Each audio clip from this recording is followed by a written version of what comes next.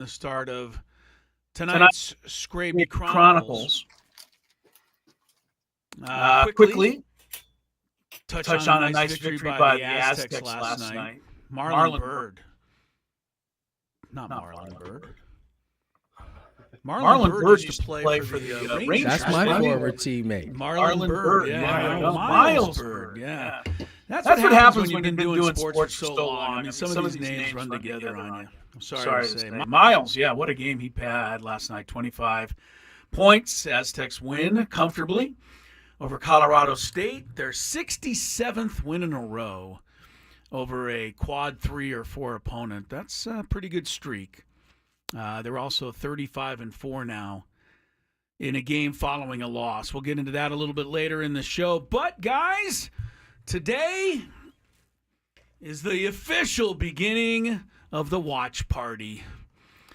Roki Sasaki, the window has opened for him to make his announcement. And, Skraby, there's still about 9 minutes left for the Padres to take us up on the offer we made on the air yesterday, which was to have Roki come on the show and make the announcement right here on Gwynn and Chris. Absolutely. So we're waiting. We thought about 2:10 today would be a really good time to do that. I'm watching the hotline. So if the Padres, any of those guys over there, Danny Sanchez or Craig or Darren, JP. Darren, yeah, JP, if you got Roki there and he's ready to make the decision, just call. We'll put you right on the air. I mean, why announce it just to a few people in the office when you can announce it to the burgeoning wide audience of Gwynn and Chris? I mean, there is something to having a secret that big that everybody wants to know in your hands, like the power of that, of having that secret. Yeah, well, the problem with our plan is that we don't know for sure that Roki's going to choose the Padres, Tony, and that's a little bit of the hiccup here in our idea. We have to actually wait for him to make a decision. We don't know anything. And we don't. Really what it boils down to. I just looked at you like that, Scrape, because I think you could take JP off that list. He is he has moved on. He has. He's no longer with pastures, us? Yes. He changed. Well, wait a second. Is there such a thing as greener pastures when you're with the Padre media relations department? From a professional standpoint, right. I think he From wants a to. Professional standpoint. He wants to. Okay, did he move up? He did. Oh, well, that's great then. Yeah, I think he's with the Red Sox now. Really? Nice. Yeah. Now we know a guy with the Red Sox. We have somebody who can turn down our guests for the Red Sox players now. No, I will always remind JP that when I was in the parking garage one night of a Dodger game and there was a long line and he was getting cut off by every car, I said, JP, you come right in front of my car. And so he gets you all that the interviews. Now he owes me for life. Yeah, good luck. So on shout that. out to JP, man. He's moved on I up didn't know that. to a better, higher position. So yeah, higher position. Yeah. All right, That's well, good. good for That's good, JP out there. Well, we'll see just how valuable he was to the media relations department now that they have to make do without him over there in Padre land. Skraby, have you seen any? I mean, since today is the day, do you have any fake stuff to lay on us with Roki Sasaki? The fake stuff got him in trouble the other day. He was putting it up. Oh, did it? Yeah. What'd you do? Or what happened? I don't know. I think you just reposted. You were making an example. Oh, of, yes. This is a fake post. Yeah. And some people didn't get that. Yes. No, I haven't really seen anything today. To be quite honest, I just set alerts of like Jeff Passan and AJ Cassavell, local guys, to go off of my phone whenever he makes his decision, because I'm not going to keep looking at Twitter. Yes, you will. You can't help 1,000% yourself. off. No, I'm at this point where now I get alerts on my phone. Why do I need to sit around and wait when I can You just see have it? as much chance of becoming a Dolphins fan as you do of staying off Twitter. I don't And you think can't that's argue true. that. I think it's true. Yeah, Pretty sure it's true. You live on there. I mean, you're a lot better than you used to be in terms of. I mean, I would admit how it. you What handle it, what is but the you're on problem? there. What is the problem with admitting it? I mean, most of us because it's spend not way too true. much time scrolling through social media, whether it's Twitter or IG or whatever it is. You I know mean, what? who can't lay claim to that out there? Guess what? I can look and see how much time I've been using my Screen social time. media. Yeah, app. I see that And every I week. guarantee you it's very low because I am not doing the social media thing. It messes with my You mental use, health. but I see you use it on the computer all the time. So, But that I'm not also, actually using my account. I'm using the 97.3 account. Correct me you're if still I'm scrolling. Yeah, I mean, correct You're me just if not I'm scrolling wrong. from your phone. Correct me if can't I'm win. wrong. You can't. Correct me if I'm wrong, but the show, we get notifications and updates and breaking stories a lot of times from you scrolling through social media. And you know where that comes from sometimes? Actually, Adam, who has alerts as well, if he gets something before I do, then he'll send it to me. All right, but you know Adam's really good at finding the news that I don't see. you know you can't win, so just forget it. Not going to happen. And it's funny that everybody always says, be nicer to Skraby. And It then does, Chris says, you can't Yeah, my win. wife fell into that It's trap too absolutely yesterday. incredible how many people think we should be nicer to you. You know what? You might be a little bit of a fraud. I'm just saying. Somehow you have tricked these people into believing You are mean to you. You, I don't you are understand the how you do producer it. version of the banana in the tailpipe. You just absolutely are. I don't understand how. Okay, in AA, I learned when a bunch of people are telling you something that you're doing is true. It's us. Are you saying it's us? Basically, you have to look and see how many people are telling you this. You guys gaslight me every day. You guys, Could you give us one example where we've gaslit you? Deion Sanders. You guys basically said that he never said he was going to go to the NFL, but he did say he was never going to go to the NFL. That's gaslighting by trying to make me believe something. All we said is that, are you not allowed to change your mind? I think that was the only thing we said, Scrape. You could use a little of it yourself, actually. Gaslighting? No, changing your mind. When Yes, something you is could. presented to you that You is a could. slam dunk, Slam dunk. and you say your first instinct is to say no because you don't really like to get involved in very much.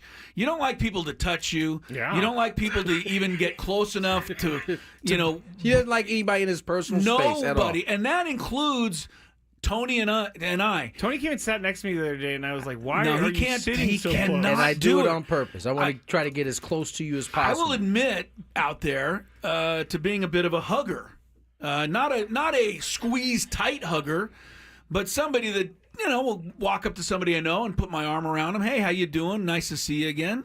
I don't think that's That's why not are you crazy. laughing crazy over there? Well, because I think that Not touching you. I'm asking anyone- him. Just because of the way you said, I'm a bit of a hugger. I can be a bit of a hugger, but I don't think I don't go up and squeeze the daylights out of you. I don't think that's appropriate. Skraby would never allow But that. no, I've tried it yeah. before because I'm just in a general, hey, how's it going mood, and you can't do it. And I do you this. cannot I do, like, do the, it. He's so the uncomfortable. limp shoulder thing So where I like uncomfortable. try to get my You hand. my cannot shoulder. do it. He does not. I don't know why I'm it like at this. all. I've been like this my entire life. I Yeah, don't know but why. you need to change. Can we I talk? can't change Can we this. talk It's about too some late. other changes you need to make? No. What are you thinking about, Tony? Well, you can't leave the listeners hanging on that now. I respect Skraby's Go wishes. for it. Listen, He goes, all respect. Okay, listen, everybody. Well, you said go for it. So I mean, I won't respect it because you said go ahead. I think before the show, Chris and I were trying to get Skrabe to reverse course on this idea that he can't take a blind date. That Mr. Ello has been had tried to. Yeah, I think had that tried. ship It's has over sailed now. now. That yeah. ship has sailed a long time ago. This young lady is off and having and enjoying her life. So See, she was meant to be with someone else. maybe not. You never know. You now. just said she's enjoying her life. She That- is, that doesn't but mean that she's- may not have happened. She might have been enjoying her life with you. No, Had because you- I believe in the universe. If the Oh, do universe you? told me You do that I believe in need the to go meet universe? this girl, then I would have gone to meet this. Oh, met no, this you girl. wouldn't have. Yes, I would. No, you wouldn't have. There is no way. I You were follow- so Let's- adamant that you weren't going to do I love it. when Chris tells me how I feel about something. Well, you kind of told us how you felt before we came on.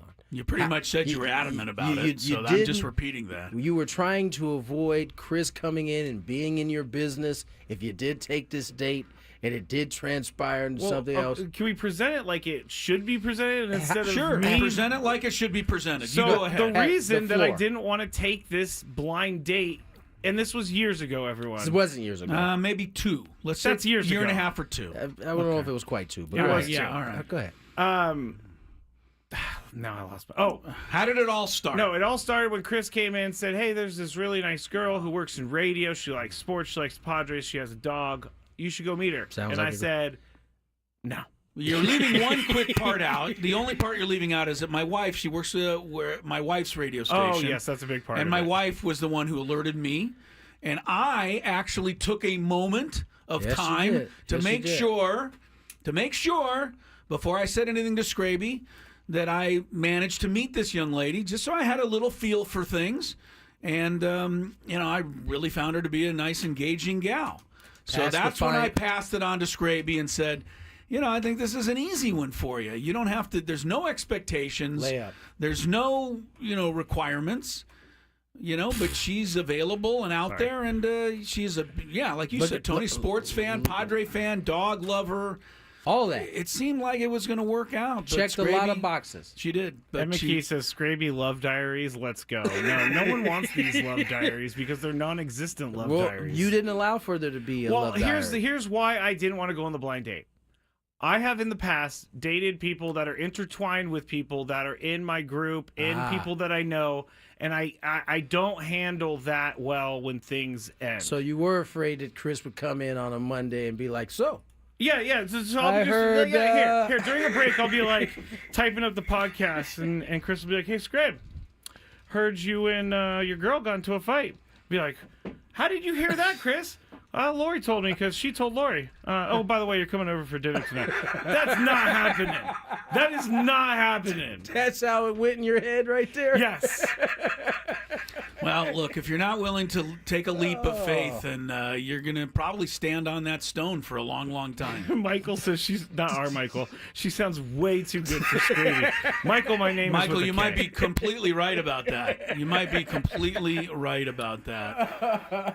All right, My guy had a whole scenario in his head that went down. Yeah, he did. He had this whole crazy scenario that was not even close to the truth. I fully believe. Yeah, what do you fully believe, Skraby? That I was meant to be alone. Because No, I that's feel not- much no, better no. being alone. No, I won't take that. If I meet someone, then I'll go with it.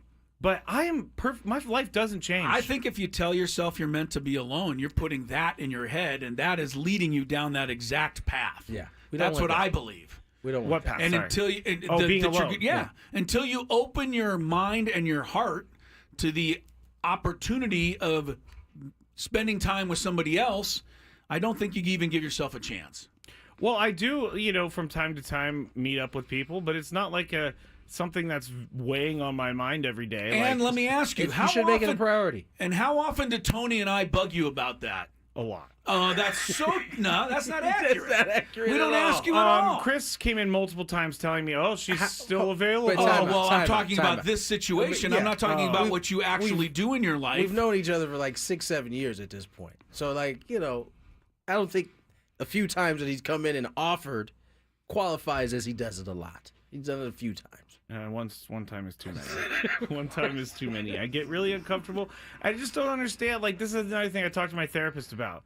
Like, why does it matter that I'm single? Why do people care so much? It doesn't. It 'Cause doesn't. it- It doesn't. exactly. But we know that deep down you're lonely sometimes, man.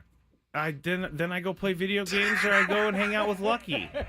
I mean, Fair enough, what am I man. gonna do? Fair enough. All right, our version of the Dr. Drew Pinsky and Ruth Westheimer show continues in just a moment. I used to listen to Dr. Laura Schlesinger all the Dr. time Laura, as a kid. we could mix her in there. She was great. She always told people to stop shacking up.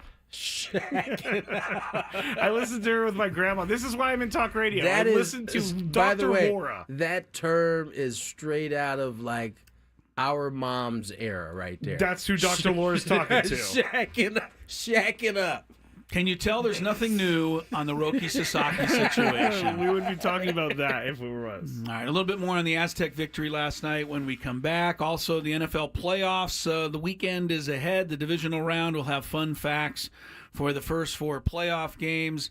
And AJ Cassavell will join us on the program to talk about the Padres. And, I mean, a couple of things I think would be interesting, but one, where would the Padres go if Sasaki doesn't choose the Padres?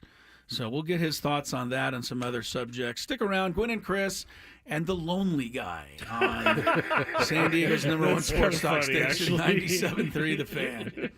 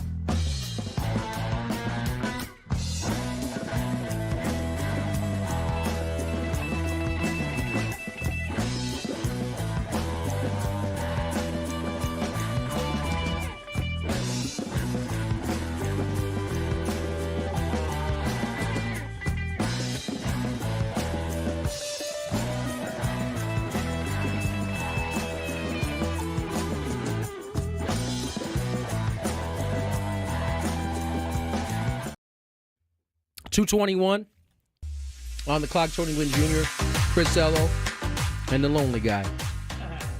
It's just my new name. There was a movie out way back when. Was it about me? It was called The Lonely Guy.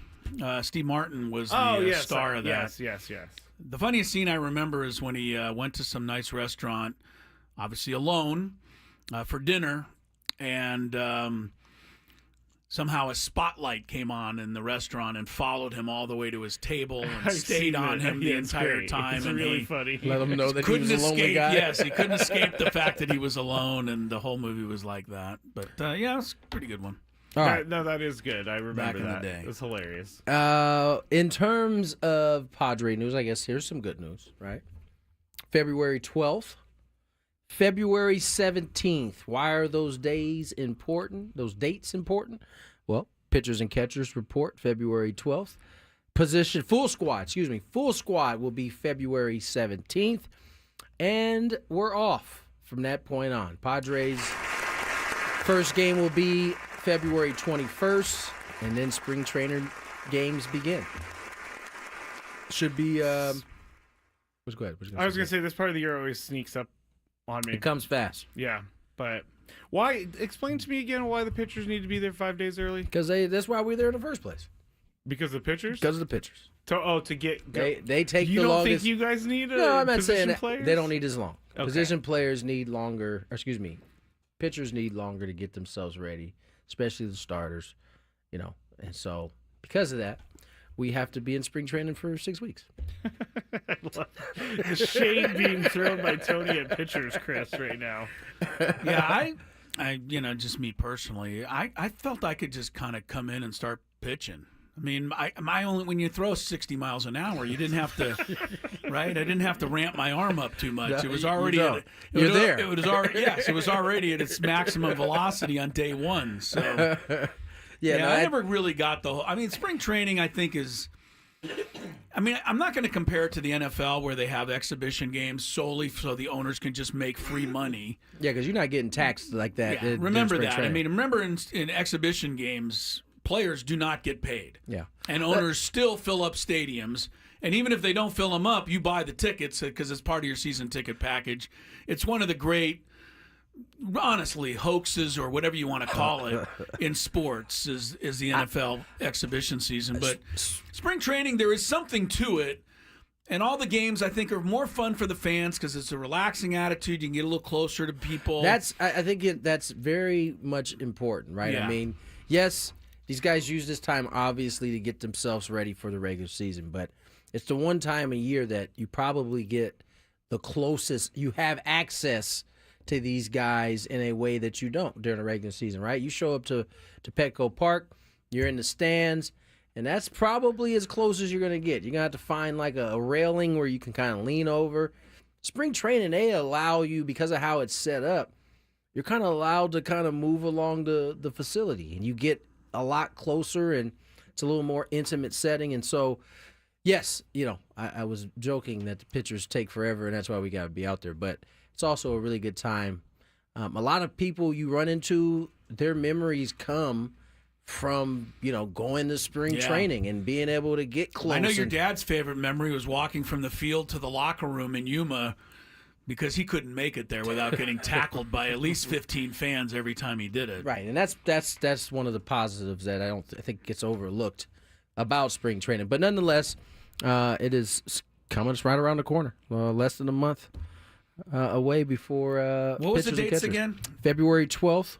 Really? Pitchers is and that catchers? earlier than ever before? That's about where it normally is. Is it really? Last year, it was the Monday right after the Super Bowl. Like the next... Or actually, And no, they this is reported on the Super Bowl day. This is the week...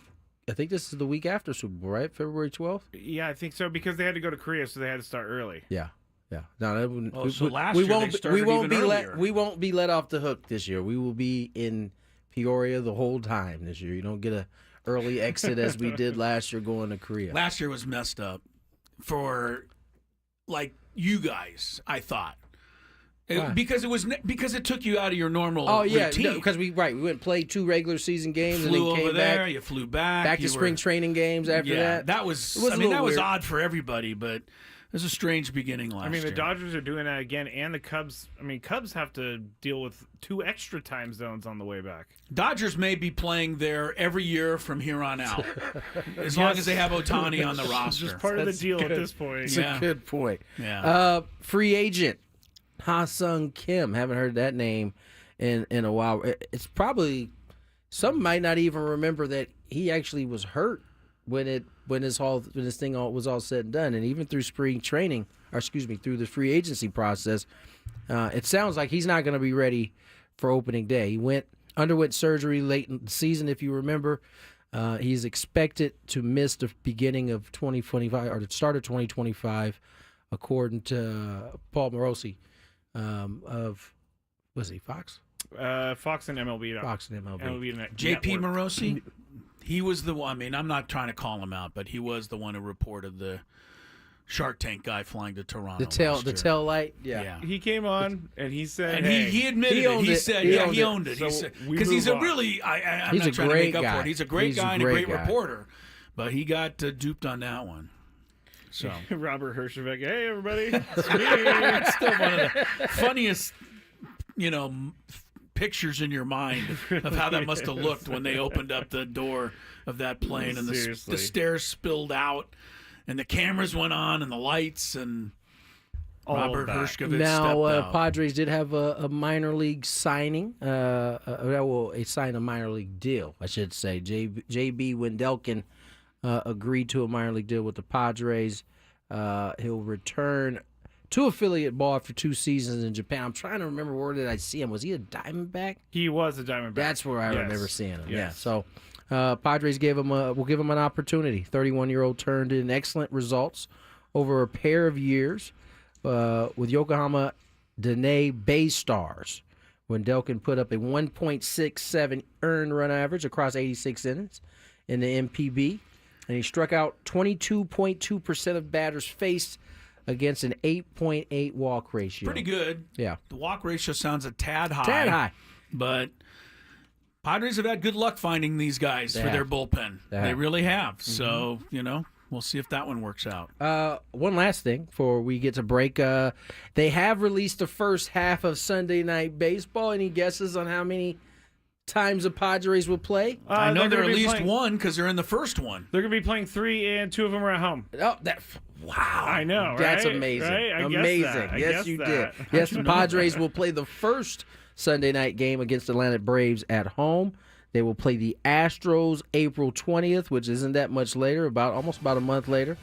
They'll be on the road, and then they'll play July 6th at home against the Texas Rangers. Sunday Night Baseball in San Diego. Back in San Diego again. They're kicking off the season in San Diego. Kicking it off. Surprised the Dodgers aren't kicking them off. So the Braves was the first opponent of the year. Yes. First 4-game series. The first series of 4 games. I feel like we played the Braves early last 3 years. Yeah. Nonetheless, let's get to break. The Padres go to Atlanta late. It's better to play the Braves later in the season because there's a much better chance Acuna will be hurt by then. Yowzers. Oh, man. And also a much better chance that we're going to get rain. Yeah, that's true. We'll be have to do one of those stay all night joints like we had a couple years ago. Yeah, all right, let's get to break. On the other side, AJ Cassavell joins us. We'll talk a little bit more Padre baseball when we return. More Gwynn and Chris.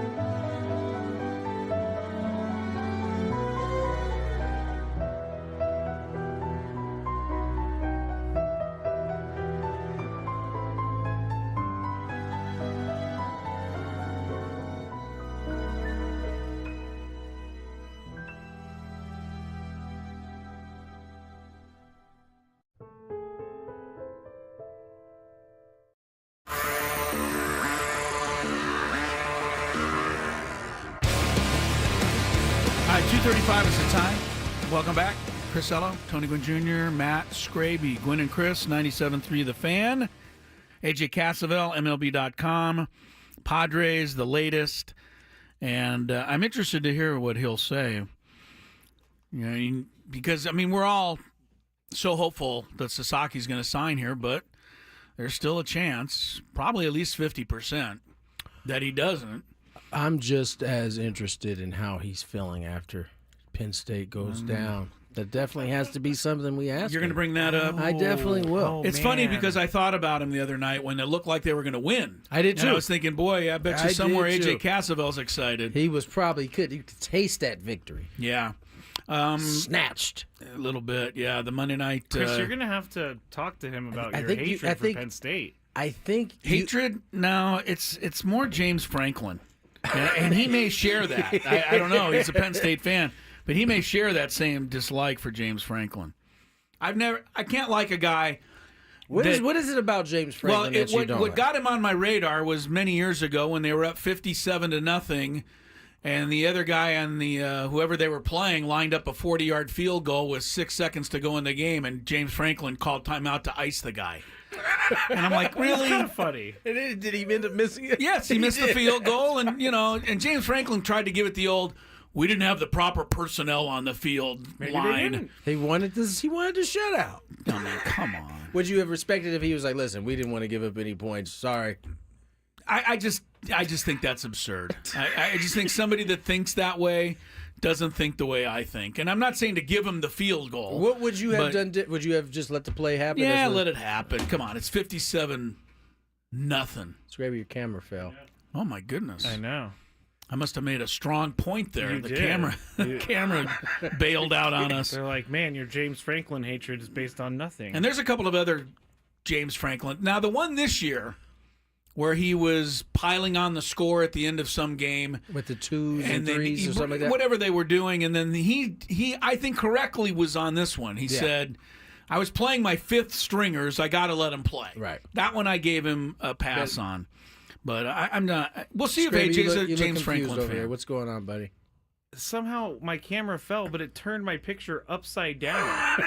I'm literally upside down. Is he Wait a upside minute, down? I wanna see Is he this. upside down, Chris? I have Yes, no he is. idea. He's It's completely right side upside up. down. I don't know how this happened. Let's keep it like that. I think that's a good look this for is, you. This is where I live, in the upside down. It's a good look for you. That's Oh, man. hilarious. I Yes, gotta he's completely fix this. upside down. So now you're Oh, right it's side back. up. It's back. It's back. Oh, I thought you turned the Dang, camera that would have upside been down. fun to see you upside down for the rest of the show. Sorry, I missed that. It's okay. All right, you guys got to lean forward or I got to lean back. My wife is big on this. Why? Your head's too big in the YouTube chat. Yeah, you got back. Your camera's too close. Well, Well, Lori doesn't understand. Like, we all have different setups. Distances, distances from our camera. Yes, but Lori, is this a big thing for her? So I got to work on stuff You like got that. back up there, brother. I'm going to have to do the show from back here. And I don't think I can be heard from back there. Poor, who was it? I was talking about Justin Verlander last night, and That was funny. Right up the Repeat that nose. story because I didn't get it when it happened yesterday. the Oh, Justin Verlander story. That was funny. He was doing a Zoom. yes, And instead of his name on the screen, it said Kate Upton, yes, his His wife. wife. yes. Nobody mentioned it except for some random media kid. It was some young media kid who had not muted himself. Yes. Who said, "Look what it says under Justin Verlander's name. He It was so says Kate Upton." He was so excited. Look what it says under his name. Right, and everybody could hear him. And then the Giants PR guy ducked in and said, "Let's try to mute our microphone, shall Hey, we?" the funny part was you could almost feel my man who said, "Look what her name is." Go, oh my god. Because in Zoom, He just went quiet. when your voice Right, takes when your over, voice it takes over, pops your picture pops Right. up. And so it popped up his picture for everyone to see who was talking. And Buster Posey was giving like his introductory statement, and he's like, "Look what his name is." So Yeah. Justin Verlander put Justin Verlander in parentheses, not Kate, which I thought was kind of funny. I thought Justin It was handled a mess, fun. but it was a funny mess. Yes, so. it was. All right, AJ Cassavell joins us here just a couple of minutes. 3 o'clock hour. We'll head into our daily gambit. We also have a sports court coming for you. 4 o'clock hour, Chris versus the fans. We'll have our fun facts for the upcoming weekend playoff games and the Big Five. 5 o'clock hour today, we turn the spotlight on high school sports. Our report, Michael Flicks will join us on the latest. Did a good game last night, guys. Congrats to the kids at Maranatha High who survived a last-second 3 attempt to beat Bishops. The Maranatha Christian coach did not know until I got there. It was a guy named Brooks Barnhard. Tony, I don't know that you remember. When did you go to state? What years? 2000 okay, so you were after him. Brooks Barnhart was an all West Coast Conference forward back in the mid-'90s for USD. And I didn't know that was coach, him right, until he introduced himself before the game. And then after the game, I was like, I kind of know that name. So Did you go to him and be like, hey, man? No. I kind of know your name. No, I didn't think of it till I was driving home. I was too focused on the job at hand, Tony. How'd the job at hand go? Yeah. Job at hand, I thought I was on point last night. Nice. Now, it might be up to Brooks Barnhart to dispute that, or even better yet, the Bishops coach who lost the game. But I thought I was on point last night. Felt good. All right, we got AJ. Where are we at? Just 1 second. Oh, 1 second, he says. He's getting him on the line as we speak, it looks like. I got you. All right, so now he's ready. All right, AJ Cassavell, always great to have him on the show. It's too late.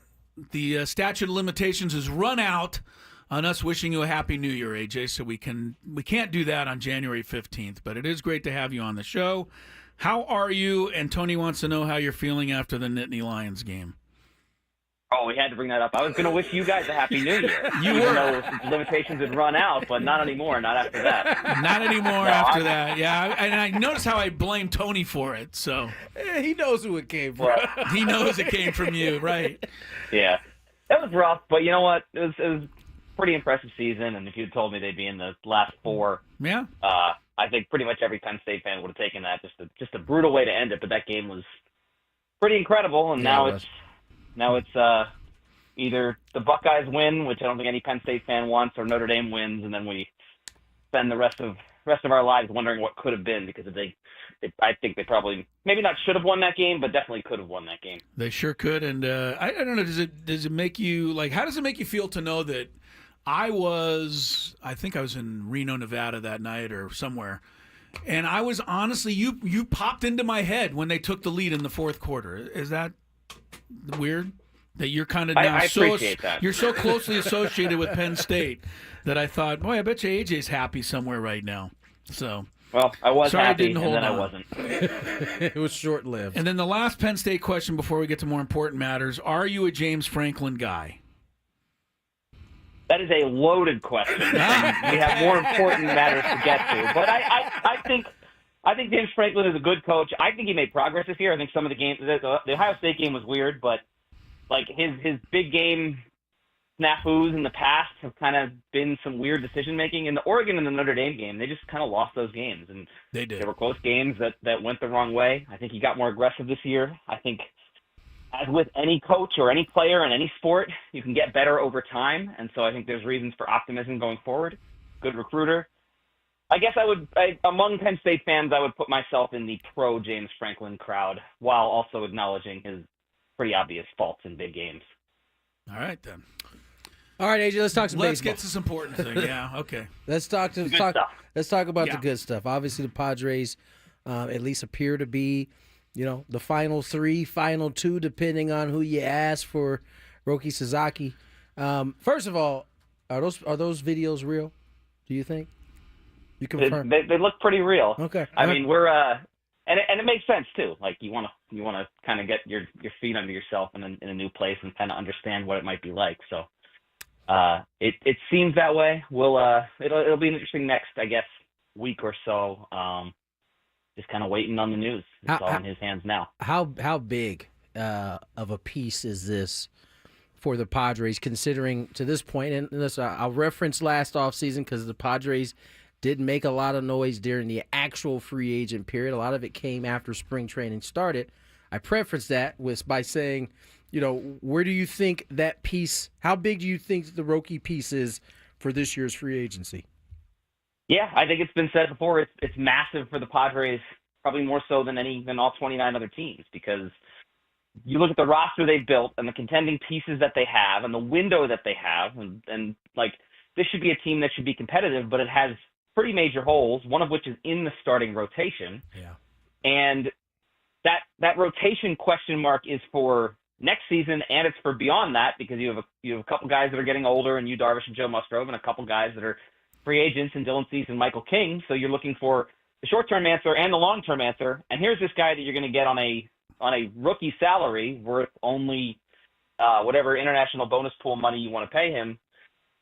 And like it's kind of the perfect fit for what the Padres need. And now they're a finalist.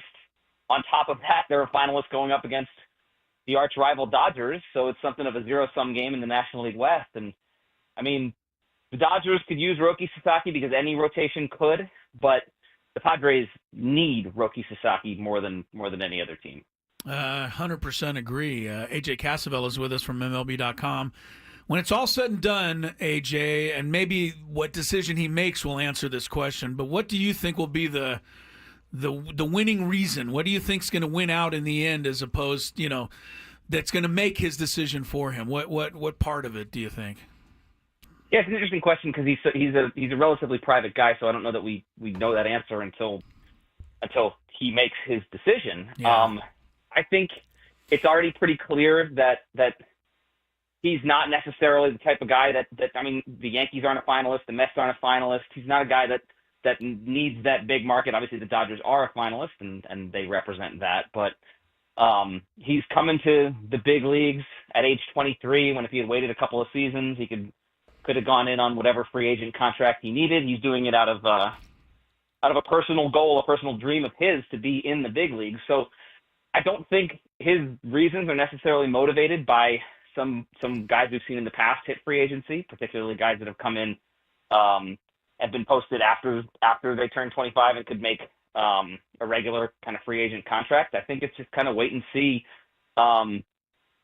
Obviously, this is a very ambitious and driven guy in terms of what he wants to accomplish. He's wanted to be in the big leagues for a long time, and I'm assuming that he doesn't want to once he gets to the big leagues, like he wants to make a name for himself. And so pitching development, obviously a big one. I think the Padres can lay claim to some pretty good influences under Ruben Niebla. And one thing that I've kind of touched on a few times is that they've taken some guys who have had their workloads kind of monitored. Now, granted, Michael King, Seth Lugo, those kind of guys were coming from the bullpen, but Roki Sasaki is a 23-year-old breaking into the big leagues, and the Padres have handled guys who maybe need to be eased along into that before, and they've got a track record there of getting guys in the pitching lab and kind of understanding where they need to go and what kind of measurables they can be checking on throughout the season. So I think it'll be wherever he feels like he can achieve the greatness that he clearly wants to achieve. I think there's a lot to be said for what he's doing now, coming to the big leagues now, and trying to make it when he could have waited a couple more years and made significantly more money. Our favorite, AJ Cassavell, joins us here on Gwynn and Chris. And AJ, as we start looking at this roster and you start trying to, as best we can, piece it together. Jackson Merrill comes on the scene as a position player last year. The rest is history. Given that the bullpen is going to lose some arms, maybe have to trade some others, is there a young guy that could come in and maybe fill one of those spots for the Padres during the regular season? I mean, we saw some guys come up last year and have some success. Do you think that'll be a part of the Padres' plan as they move forward? Yeah, they've done a pretty good job with those guys to the point where I feel like they'll feel okay if they're bullpen. They're not bringing back Tanner Scott. Like, he's going elsewhere, and even if they look to move a Robert Suarez, like, I think that's one of the reasons why you look at some of the guys that are tradable. He's one of those guys because I think they might feel pretty comfortable. Now, granted, he's the back-end closer that's done it before, but with Jason Adam and Jeremiah Estrada, like, you feel pretty good about what you've got in that bullpen. So I guess I think Sean Reynolds, Alec Jacob, those kind of guys can be harnessed. The Padres have proven that those guys can be out-getters. It'll be interesting to see what they do with a guy like Adrian Morejon, because they do need help in the rotation, and he has been kind of mused about as like a guy who could be a weapon as a starter, but he already is a weapon as a left-handed reliever, and they don't really have a front line, one of those in their bullpen of anyone they have. He's the kind of guy that you would expect to be able to take that step for being a lockdown lefty at the back end.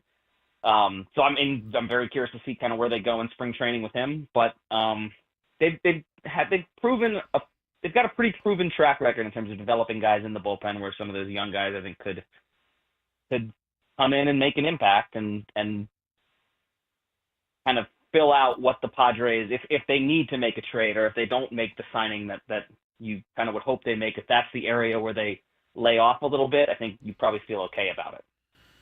AJ, I mean, this is a question that I don't want to ask, but I have to. I mean, if Sasaki chooses the Dodgers, where would the Padres go from there? I mean, because we all feel like it's not that all their eggs are in one basket, but the fan base especially seems to feel like this is kind of an all-or-nothing decision. So what do they do if they come up empty? Yeah, I mean, that's the question that I know the Padres hope they don't have to answer, but they should probably be planning for the possibility, because it is a possibility. I think they probably look to the trade market.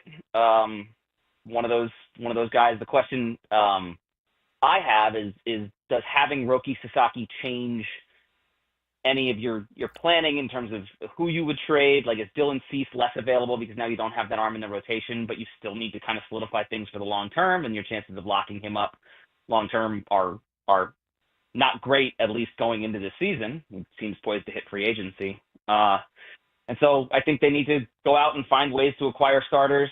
They found a creative way, obviously, last year, trading Juan Soto to get Michael King and then a couple other guys who were helpful in Randy Vasquez and Johnny Brito. They don't have a Juan Soto to trade, but they do have a couple guys who are on the final year of their contract who could get you maybe intriguing younger guys with more control to fill that out. And then, I mean, this lineup, I keep looking at kind of what their offense is, and it needs a couple bats. I know we say they need a left fielder to fill in for Jurickson Profar or potentially be Jurickson Profar.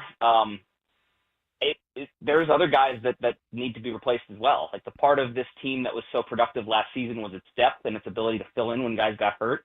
And the bench, for me, is a pretty big question mark. The DH spot's a question mark. So there's a lot to get done. I think that's true whether or not they have Roki Sasaki. I think they need to plan. I mean, they need to plan regardless. Whether they get him or not, there's a lot to get done. I don't think his addition impacts too much of your thinking, but it certainly impacts the way you feel about the way this offseason goes. AJ, thanks for the insight, as always. How's fatherhood treating you? Where are you up to now? About almost a year? No, not quite a year. Not quite? Yeah. Opening day will be a year. So that's See? All right. Getting close. Yeah, opening Good day for birthday. you, AJ. Good for you, my man. Well, thanks for coming on the show. As always, we appreciate it. Thank you, AJ. Look forward to seeing you soon. Appreciate it, guys. All right, there he goes, AJ Cassavell from MLB.com. The latest. I mean, he's right. If the Padres have to be thinking what Plan B is. They have no choice but to do that. They have no doubt that they have a Plan B. I'm sure Whether they you do. like the Plan B will be another question. Yeah, the fans are going to be, all right, we've gone through it. Let's just think positively. Gwynn and Chris comes back. Hour number 2 kicks off Daily Gambit. So that's where we'll go when we return, I guess. Okay.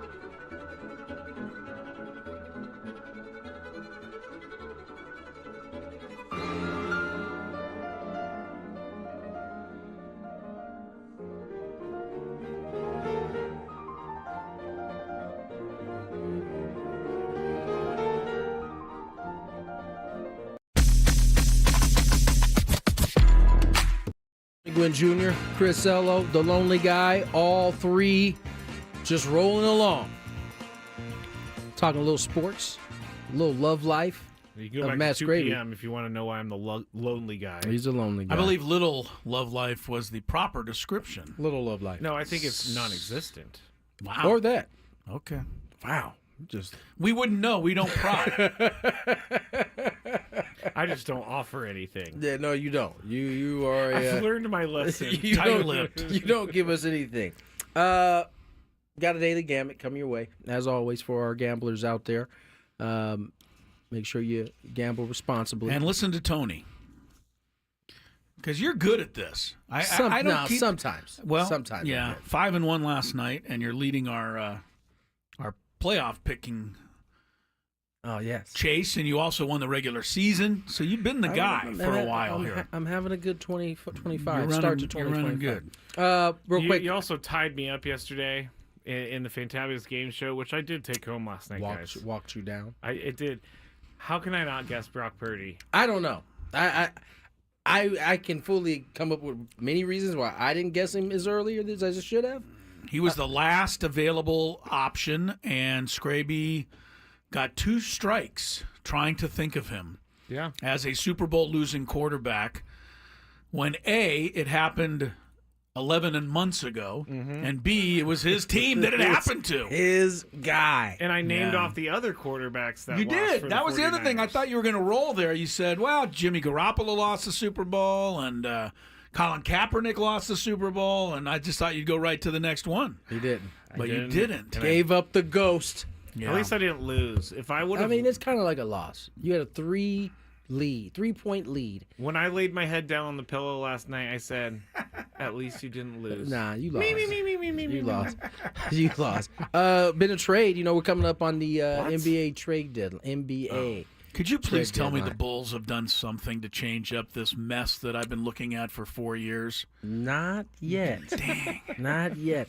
I really do hope they trade Ball back to the Lakers. They- He started the other day, had a nice game. He's playing really well. I mean, I've watched a couple games, and he looks really good. He can't play long stretches, but when he's in the game, they're way better team. Yeah. That would. Just if you So go that back, may be the one guy I wouldn't trade. But Zach LaVine, as good as he is, he scores 30 a game, but they never win. So you got to try something different. when you go back to right before Ball got hurt, that's when they were a threat. Is when he was leading Yes, the they defensive were. charge on that. I know. I brought that up because there was a trade in the NBA today.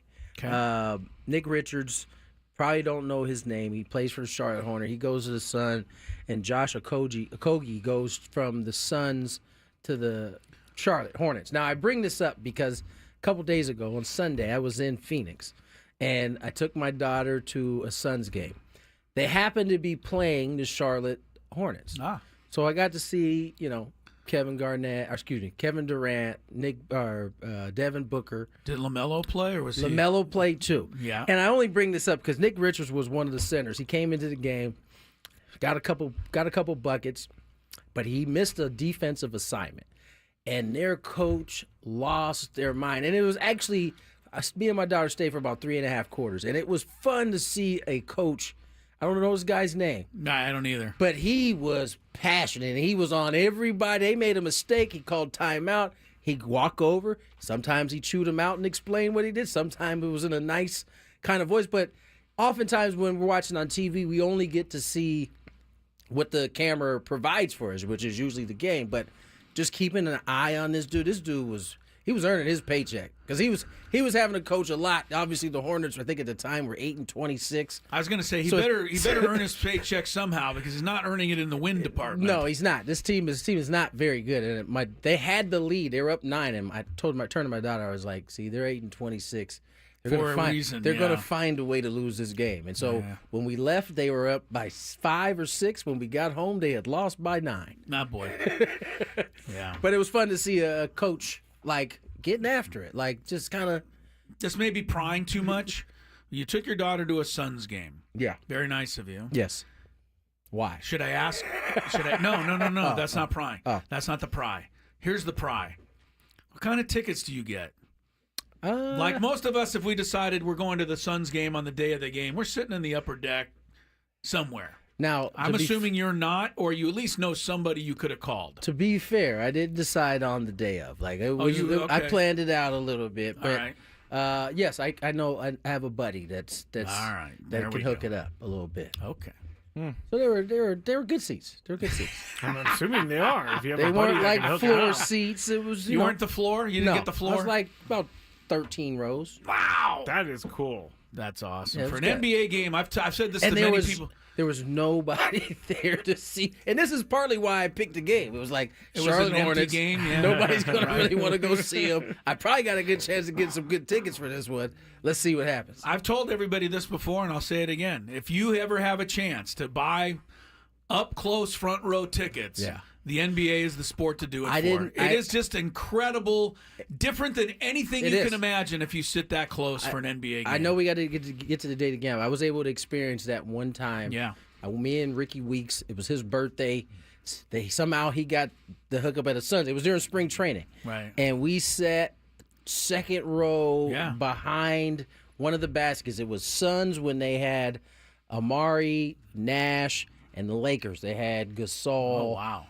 Kobe. It was crazy. Yeah, what a night. It was crazy. That's something you won't forget. Nope, ever. You sit in the front row at a baseball game. It's nice. It's fun. You may forget it someday. NBA, you would never forget it. No. I don't know. If you sit behind home plate, like I did once in my life, which was last year, and just everything off the bat sounds different. The pitching, you could see like the movement of the ball. But I'm sure if you sat front row in an NBA game, you'd be talking about it. I think I was 10 rows up in the one NBA game I've been to, and it was pretty awesome. It's amazing to see those long dudes fit on this small court. That up close. I was watching Manute Bol. That's the game you went to was with Manute Bol? Back in the day, with the Warriors. That's the irony. I watched his son play this past with Bol. Yeah. Bol. He's on the Charlotte Hornets. All right, let's get to the date gambit. Do you like money? I think about money a lot. Do you like money without doing anything? Winning. Do you want to make money while watching sports? I think Washington is immortal luck. Washington! Woohoo! If you answered yes, this is your segment. Just don't blame us when you lose. Nothing is ever your fault. It's your game. Take it.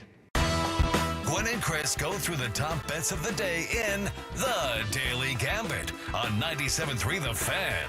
Daily Gambit is our daily sports betting segment here on Gwynn and Chris. Please, everybody, gamble responsibly. We have some bets to review, so let's get to it. Apparently, I didn't do well last night, and you and I were 3-3. Tony was 5-1. All right, 3-3 is not as bad. It wasn't. As I thought. Yeah, it wasn't horrible. Aztecs were 7-point favorites over the Colorado State Rams last night. We all chose the Aztecs. The Aztecs won by 15, 75-60. Mississippi State at Auburn. Auburn 8-point favorites in this one. Chris and I chose Mississippi State. Tony chose Auburn. Auburn won by 22 points, 88-66. And the big guy there was Chad Baker-Mazara. Again, Aztec. Yeah, had a big game for Auburn. Cavs were 8.5-point favorites at the Pacers last night. Chris chose Pacers. Tony and I chose Cavs. Cavs win 127-117. Needed one last hoop at the end there. This one hurts. Shai Gilgeous-Alexander points at Philadelphia. Or, who had more? Or Giannis home to Sacramento. Tony was the only one who went Greek Freak. Greek Freak! SGA had 32 points, which is a lot. Ball. Greek Freak had 33. Oh, that's painful. That's painful. Painful. Now, the Nikola Jokic points plus rebounds plus assists over under 52.5. Chris and I went under. Tony went over, and he was way under. He took he got a triple-double, but he didn't score 10, nearly 10, and enough 14, points. I think that was just a minor triple-double. Yeah, right just there a minor one. And then he finally, didn't threaten that. That was your only loss, Tony. Carlos Alcaraz against Nishioka. Quick work. Minus 9.5 for Alcaraz on the spread. You guys chose Alcaraz. I chose Nishioka, and I'm never betting on you again, Nishioka. He went down 6-0, 6-1, 6-4. Yeah, he didn't for give you a 15-game win. Okay, very good. On to tonight. Heat Lakers in L.A. Not a spread tonight, Tony. 215 points over under. 215. Who do you like here? Or what? Over or under? Heat Lakers. I'm going to say 215. under. You're going to go under, huh? Yeah. That's a low-scoring NBA game these days. Skraby? I was just checking to like see. 108 to 107 would be 215. But the Heat do play some lower-scoring games sometimes. What do you got, Skrabe? I'm going to go under. Also? All right, well, then I'll take the shot and go over. Is it Jason Tatum at Toronto or the red hot, even though I want him traded, Zach LaVine at home versus Atlanta. Who scores more points tonight? Skraby? I'm going to go Jason Tatum. Jason Tatum. I'm going to take Zach LaVine, not as a homer, but just because when you play Atlanta, the games are normally really high scoring. So he could get a lot of points. Tony? I'm going LaVine as well. LaVine. Okay. Blake Snell's buddy. Mm-hmm. That's the time in my life I felt closest to Zach LaVine when Blake Snell played here, but I don't know really why I felt that way. Okay, 3-pointers made.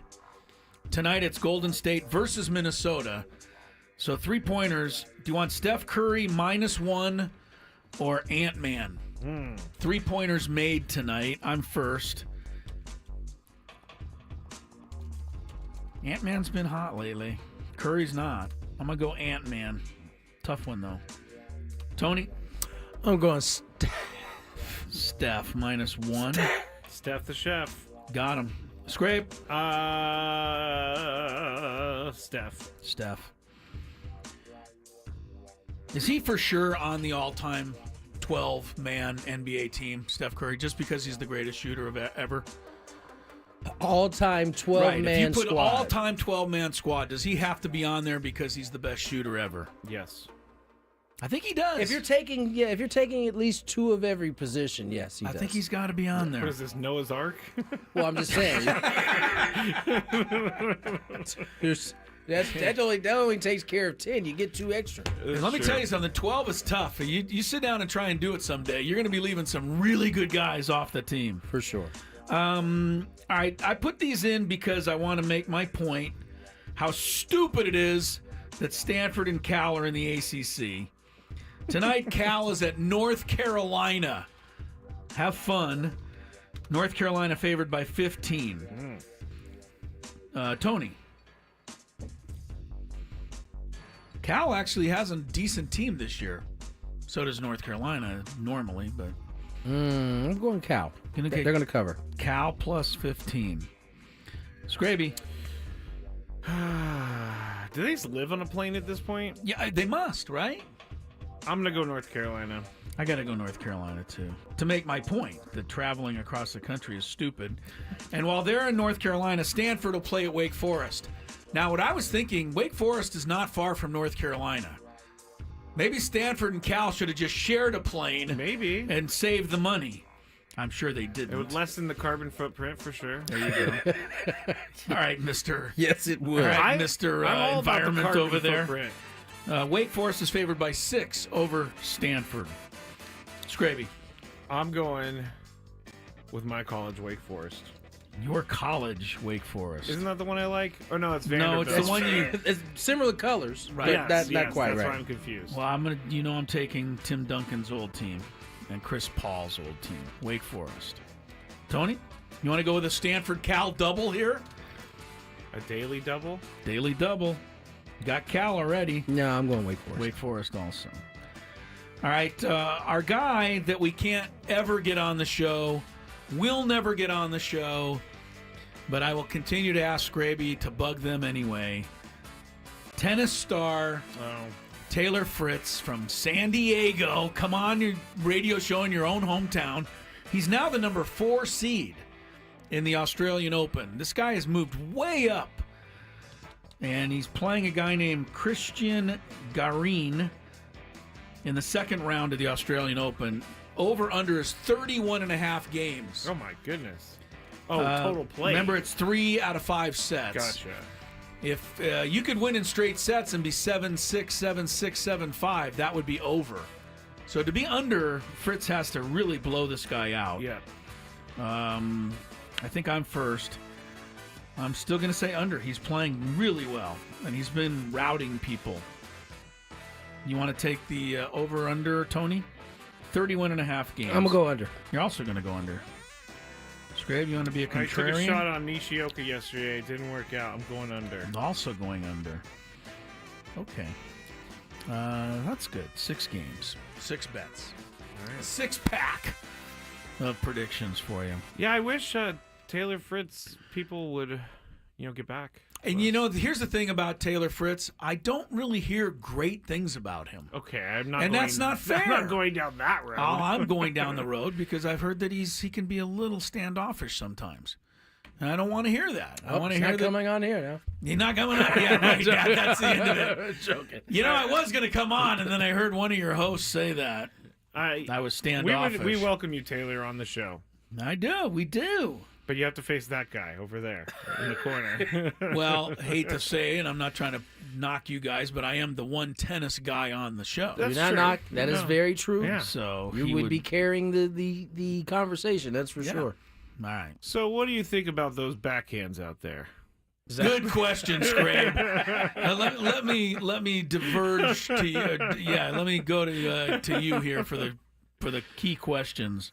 Do you like the ball being green? Okay, can we move on? Do you like the ball being green? Let's go ahead and go to commercial. We better get there. When we before come back, we'll have a little potpourri of NFL facts or stories on the other side. More Gwynn and Chris, here's some traffic. From the 8-5.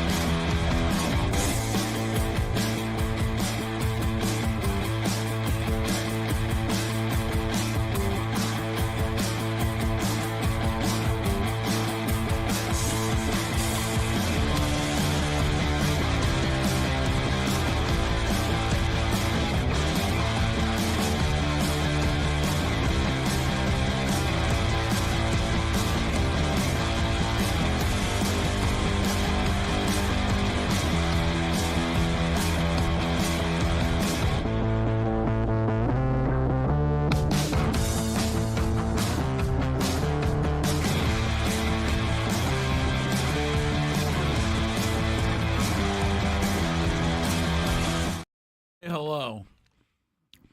I can't think anybody'd be higher on my list. Hello, Sam Levitt of Padre pre- and post-game fame. Yeah, good to have Sammy and saying hello. We didn't give him a microphone, though. I just turned it on. Hello. There you go. How you been, Sammy? I'm doing well. Did you come in to tell us you know something about Sasaki? Yes, I know. I know when and where he will be announcing. No, I don't know anything. I'm waiting just like you guys are. There's a rumor that you might be joining us on Friday. Yes, if you'll have me. Yes, of it was course gonna be. we It was will. going to be the Sammy and Skraby show, but then I heard Tony, you will be back here. in. So if you will have me, I'm happy to be here. For those I'm happy to duck out Friday so that you can come in. Well, it'll be nice. Maybe we'll have Sasaki news, Football Friday, big matchup this Friday, weekend. yep, We can have fun. We can talk more about Skraby's dating life or lack of dating life. Lack thereof. There you go. Everybody getting into the act. Yes. By the way, I've heard this conversation before between you guys and Skraby about this young woman that Chris was trying to set Skraby up with. We couldn't remember if we discussed it before. And so look, I understand what Skraby's saying, and I understand his concern because I would have the same concern about getting involved with someone who's very close to somebody you work with. And I but could would see you have that same concern if I guaranteed you that there would not be an issue? Well, I also think that you and your wife would be very respectful about course that they would. barrier. Of course they would. And by the way, Skraby could have gone on the date, and even had it not worked out after one date or multiple dates, no big deal. Nothing says that has to work out. You have to get married. And I do think Skraby is probably in a situation where he shouldn't be turning down nice offers for dates. There's the bottom line. There's the bottom I mean, line. that's probably my biggest problem is who is Skraby to be turning down a nice offer for a date with I want somebody everybody nice. out there to understand this is not Tony we or did Chris not put talking. them up to this. We did not. Sorry, put them up guess to what? this. I have standards, and so okay. they have Wow. to live up to my You don't standards. even know what the standard But how do you now? Can I know, I ask? now I'm can I getting ask? defensive. Let me ask a question though about just, and I know this is a while ago. Did you show Yes. this lady Skraby? She can go. She went on the website. She Okay. knew everything was going on. She's fine. See, that's I what I also- don't like. Is like go check out his Oh, she Instagram. was You not. did this. You wanted the same Nobody was thing. stalking. I didn't Well, check I'd her want to do You the didn't same check her thing. I don't. Instagram. Nobody she was just went to the stalking. website to see what you. I look showed like. you a picture, and I also went and met her so that I was, sure that she was a nice gal, and I'm still sure of it because Where could you find? Could you Still find run into the? her sometimes. Can you find the DJ Khaled button, please? No. 'Cause I know where this is going. I think it's so funny. By the way, Sam, our topic for the countdown on Friday is Oh, get yourself ready. top 5 things people tell you to do. That's not how you got to phrase it. How do top we 5 phrase things it? you are society. top society five. basically forces Society you into shames doing you about. in your life. Yeah. 5 areas in your life Oh, that okay. society That's a good one, actually. forces you. Yeah, like one of them. This. we didn't force you to take a blind date. We were suggesting that you got out Well, there. look, I understand that you don't love the pressure that comes with other people telling you what they think you Thank should you. be doing with Thank your you, dating Sam. life. He's not done. Though. He's not done. But I would hope that you would be, as a single individual, who I think is a very eligible bachelor. Eligible. Yes, and a very attractive candidate. Okay, stop. For a lot of reasons. Yes. Skraby, Why is this happening? We've already done this on the show. we have new input. You have a full head of hair. That means I don't have that. You got a lot going for you. And I'll get more into this on Friday, and then I'll leave you guys alone. Yeah, pick it back up Friday, guys. I'll end it with this. I called 2024 the year of Skraby, and I think it really was. He got his own show every day. I agree. He looks great. He got really fit. Seems really happy. He is. The question is 2025 going to be a continuation of That the is year the of question. Skraby? Or is he going right back down to where he was? Well, I hope not. Turning this camera around now, back on the eligible bachelor over here. I'll talk to you at 7 p.m., everybody. Oh yeah, that's right. It's He's Wednesday. Wednesday night. He's following. Are you brother? here until 7? I am. I don't like sitting in the traffic around like 4:30, 5 o'clock. So I got that's here right. early. We still have the Sam Levitt right, big Wednesday night. baseball show during the off season. Jacob said, "Sorry, Sammy, not everyone has the roster like you do." The roster's deep. Is that right, Sam? Listen up, ladies. He runs out of the we can talk about me for 25 minutes, but Sam runs out of the studio. He ducked his points in and he got out of here. He got out. That's Smart move. All right, we that was that segment. But we do have a couple of quick updates. I want to. Well, first was you wanted to get in. You're right. The Eagles obscene crazy fan who we talked about him the other day. Yeah, we talked about him the other day. Not only was he taken off or banned from ever coming to a game again, but he also lost his job. He did, and good on those people. Honestly, we've got to try to somehow discourage people from this kind of horrible behavior, and it was bad behavior. And he did the thing. Toolbox, man. He did the thing where he deleted his social media accounts so no one could find him. But once your picture's out there, people are gonna do. They can find you. When they say the internet is undefeated, they truly mean like they will find you. It's like the Baltimore Ravens fan. You remember he was walking down the street punching people, yes. and people were like, "Who is he?" so And then bad. 5 minutes later, they had every piece of information on the guy. Yeah. The other quick note, and I give Jim Harbaugh, a lot of credit for this. He came out today and said, quote, "We did him a disservice and didn't put him in positions to be successful." He was talking about his quarterback, Justin Herbert. Oh, yeah. And, Justin Herbert had the horrible game against the Texans, but Jim Harbaugh knows Justin Herbert is going to be his guy. And I think it is just so smart to come out and take the blame, even maybe if Harbaugh felt that otherwise Justin Herbert didn't play great. Right. It's always great to come out and say, I was the problem. I was the reason we didn't protect him. We didn't give him the best chance to succeed. Because you don't ever want to lose Herbert. He's your guy. And this is the kind of reason why Harbaugh is usually successful.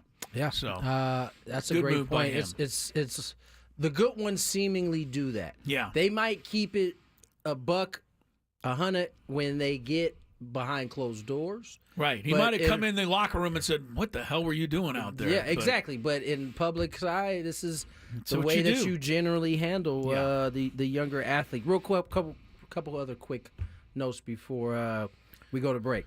I tell you what, we talked about his career possibly being over, but Deontay Johnson gets another shot. He returns already. You've got to be kidding me. Returns to the Ravens on a waiver claim. So he could be playing in the Super Bowl in 2 weeks he cannot. or whatever? Oh. He will not be. Won't officially 3 move weeks? to the Ravens until after February 10th, the day after the Super Bowl. So what happens is they claim. It's like when a player gets released, they go through waivers. Ravens claimed him. Okay. Now, if he decides to sign elsewhere during this offseason, the Ravens will get a compensatory. So this is just a compensatory CYA. pitch. Not maybe. I mean, if he decides to stay with the team and not elect free agency. True, but I mean, yeah, it does seem. I mean, this guy is uber talented, but has been on 4 teams in a matter of 3 months.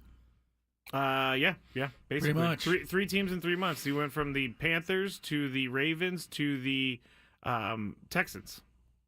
Yeah, in a hurry. And back to the Ravens. So this is the Ravens. This is the 4th team now. Yeah. So, see how that one ends up working out for him. Aside from Jim Harbaugh admitting that they didn't put Herbert in the right position, he's also having 2 procedures. He is having a heart procedure and a hip replacement. So it's going to be a long. He wasn't moving up and down the sideline with his usual verve the other day. When it's time for a hip replacement. If you know anybody who's had one, I mean, before they have it, there's no more moving like normal. Like it is. It is. And after you have it, it's a whole new world. It's especially nowadays. Those procedures, replacements used to take at least like a full year before you got back to normal walking. Yeah, I know now someone it's who got a hip replacement, and they couldn't much feel shorter better. now. Like it's Don't been forget, awesome Jim for them. Harbaugh did play quarterback in the National also Football true. League. He may have taken a hit or two. This isn't regular aging. He's also like wearing cleats on the sidelines as he's coaching, so that just tells you a little bit about this guy. He's a one of a kind, for sure. All right, we come up with Sports Court. Yes, get the wigs. I was laughing harder than I've ever laughed last week when you had the wig on, Skrabe. I don't know. I think you may have to wear it again. Oh, wow. It was really funny. I can shake my hair. It's coming up on Gwynn and Chris. Hey, everyone. Tony Gwynn Jr.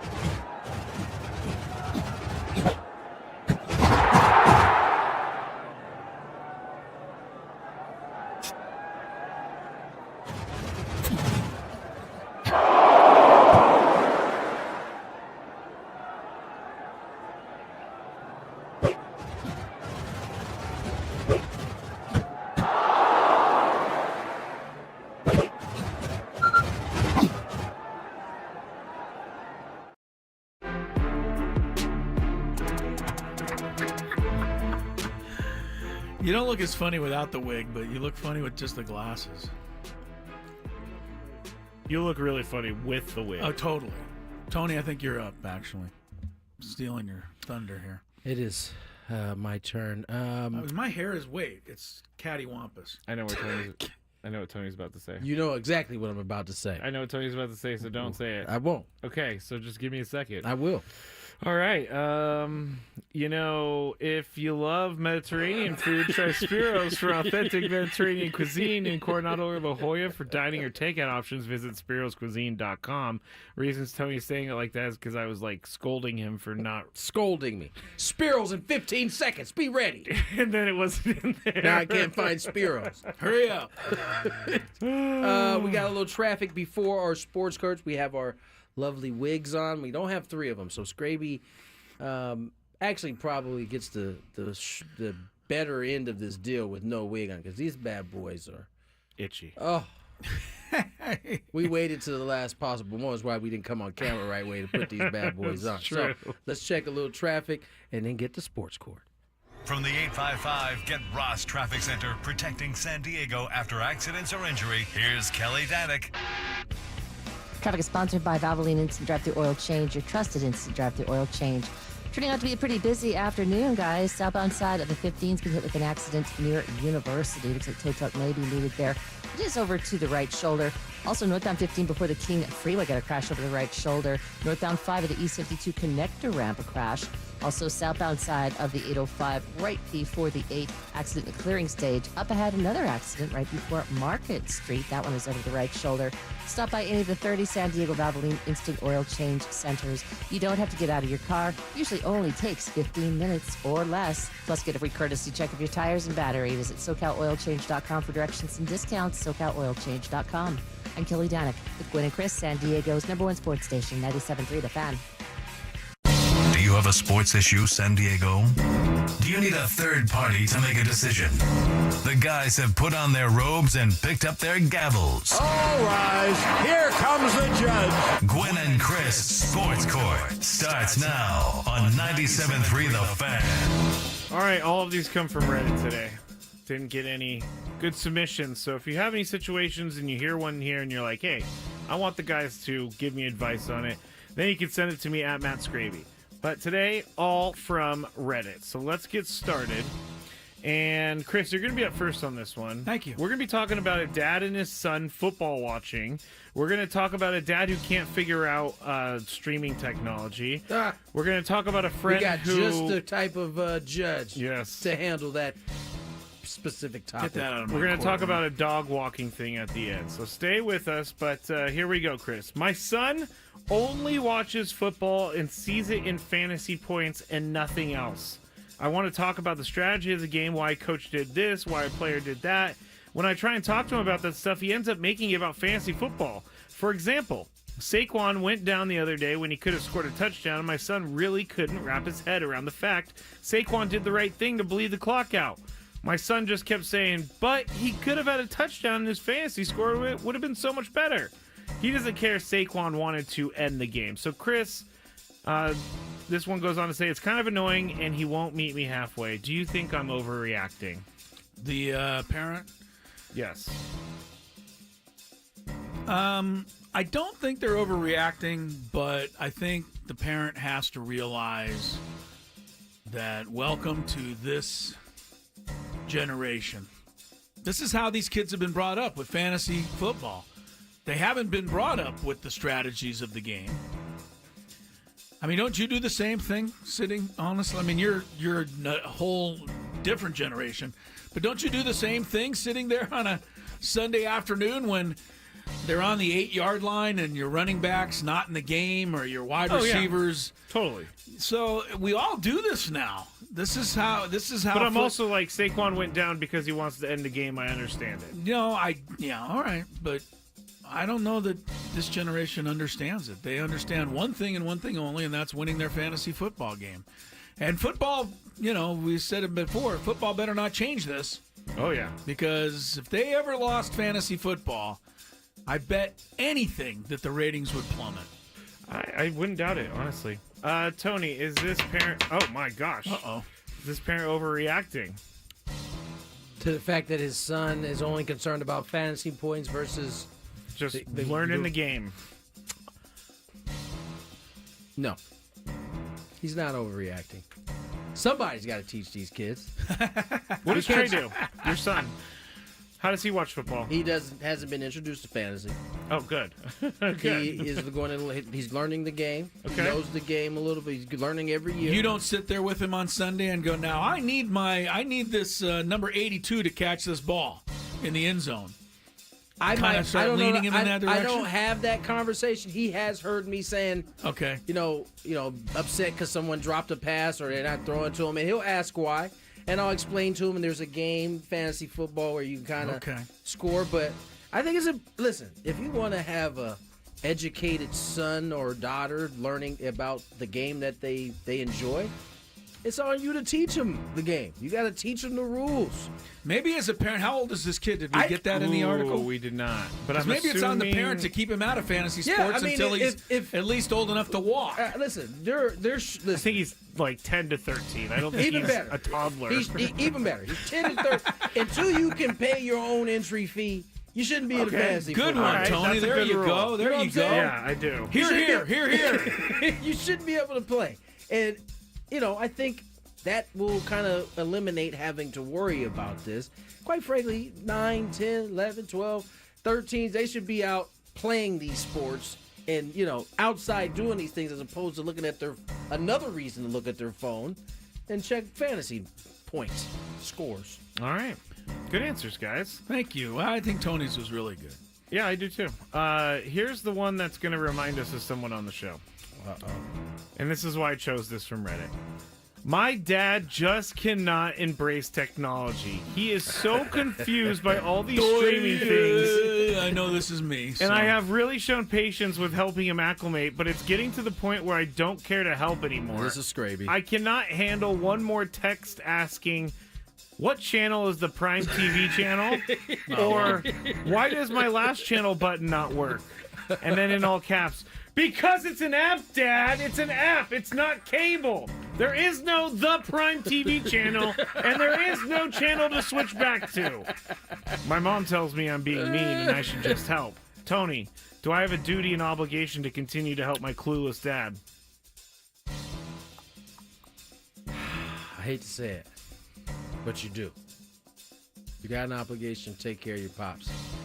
He brought you in this world. He could have took you out. He can take you out, right? He could have took you out. Maybe he can't take you out anymore. I think that's a Richard Pryor line, but if it isn't, it should be.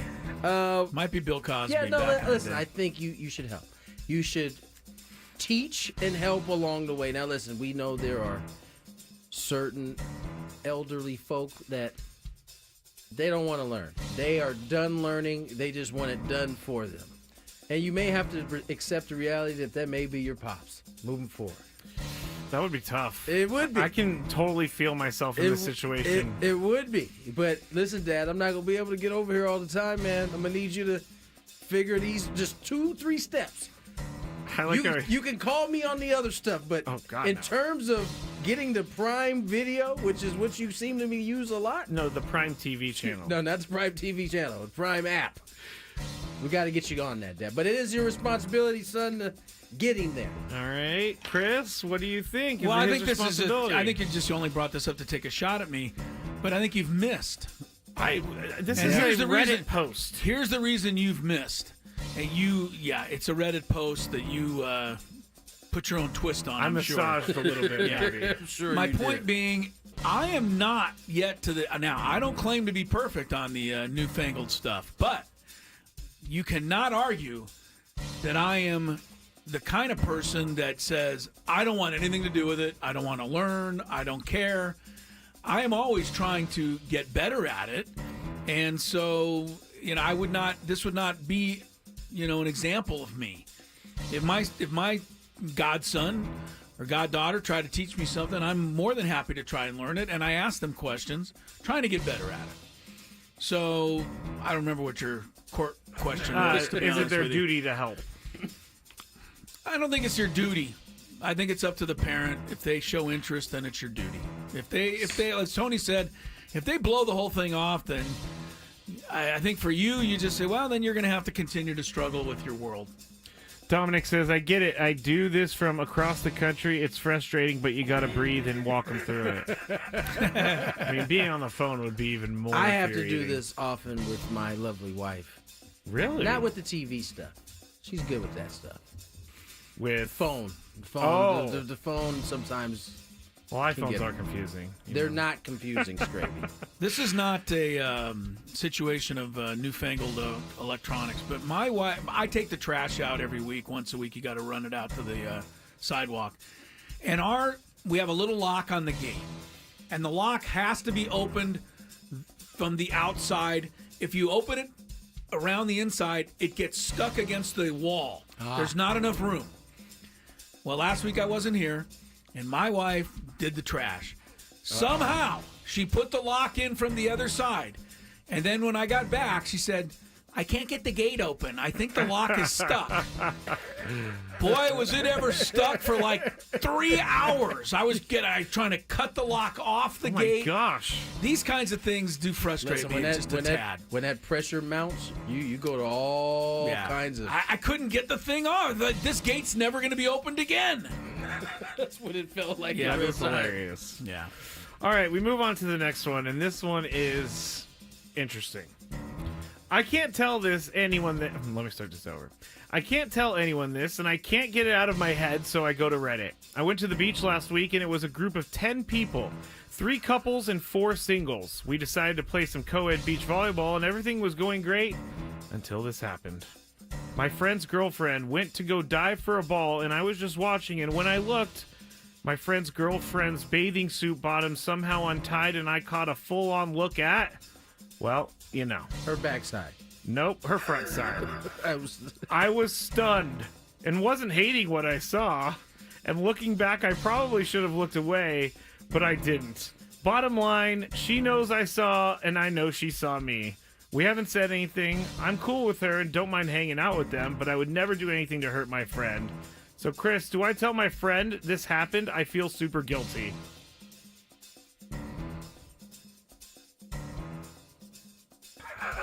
I can't throw this one out of the courtroom. No, you can't. This is a legit question. No, you cannot. It's a legit question.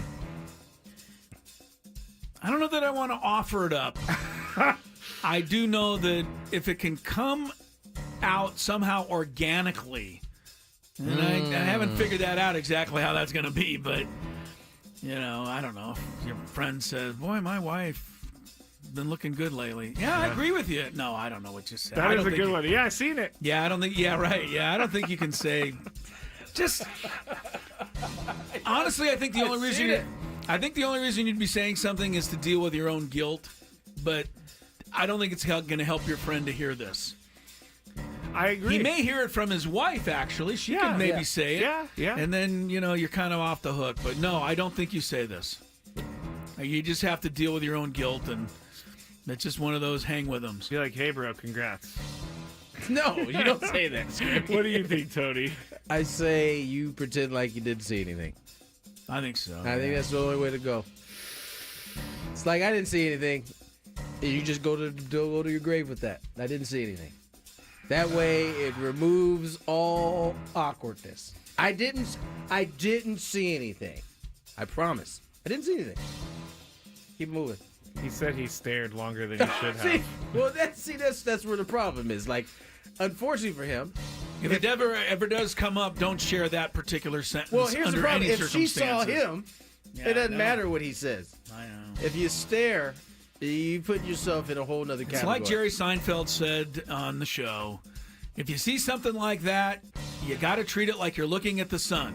Exactly. It's a quick glance and then look away. Exactly. You don't stare at the sun. You can't stare, man. Dominic has another good one. This happened to me, sort of. At the beach, my girlfriend's sister standing across from me, and the tie on her top came undone. They were out. She didn't even know, and I had to tell her. They were out. She didn't know, and he had to tell her? Oh, boy. Yeah, I guess so. Jocelyn says, you can't tell him you've seen her. All right, that's I think fine. we've made the decision. Yeah, You can't tell her. Don't tell her. All right, final one. I was walking my dogs the other day, and I run into this situation quite often. I have 3 dogs. One of them is named Ducky, and a dog named Ducky. Yes, this is me. Okay. And when walking down the sidewalk, we will run into a standoff between us and a person walking down the sidewalk towards us. I believe since I have 3 dogs, the person with less dogs should move across the street. Oh, boy. But these Larry people David don't question move. right here. Tony, do I have the right of way on a sidewalk because I have more dogs? The right of way. There is no right of way. I think the first person to make eye contact or the first person to see the other side, they're the ones that should move. Because Okay. you want to avoid the dog not knowing how dogs are going to react to one another. Yes. So if I'm walking down the street, me and you walking down the street, I got my 2 dogs, you got your 3, and I see you before you see me, Yeah. I'm gonna cross the street.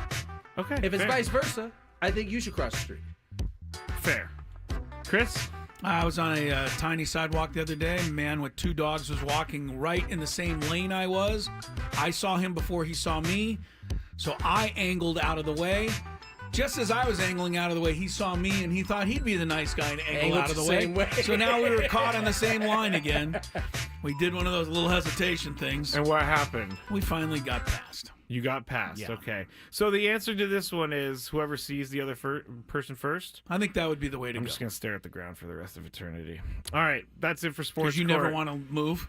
Well, it's, Exactly. it's hard to get the 3 dogs into the street Train and then your dogs, back man. into the...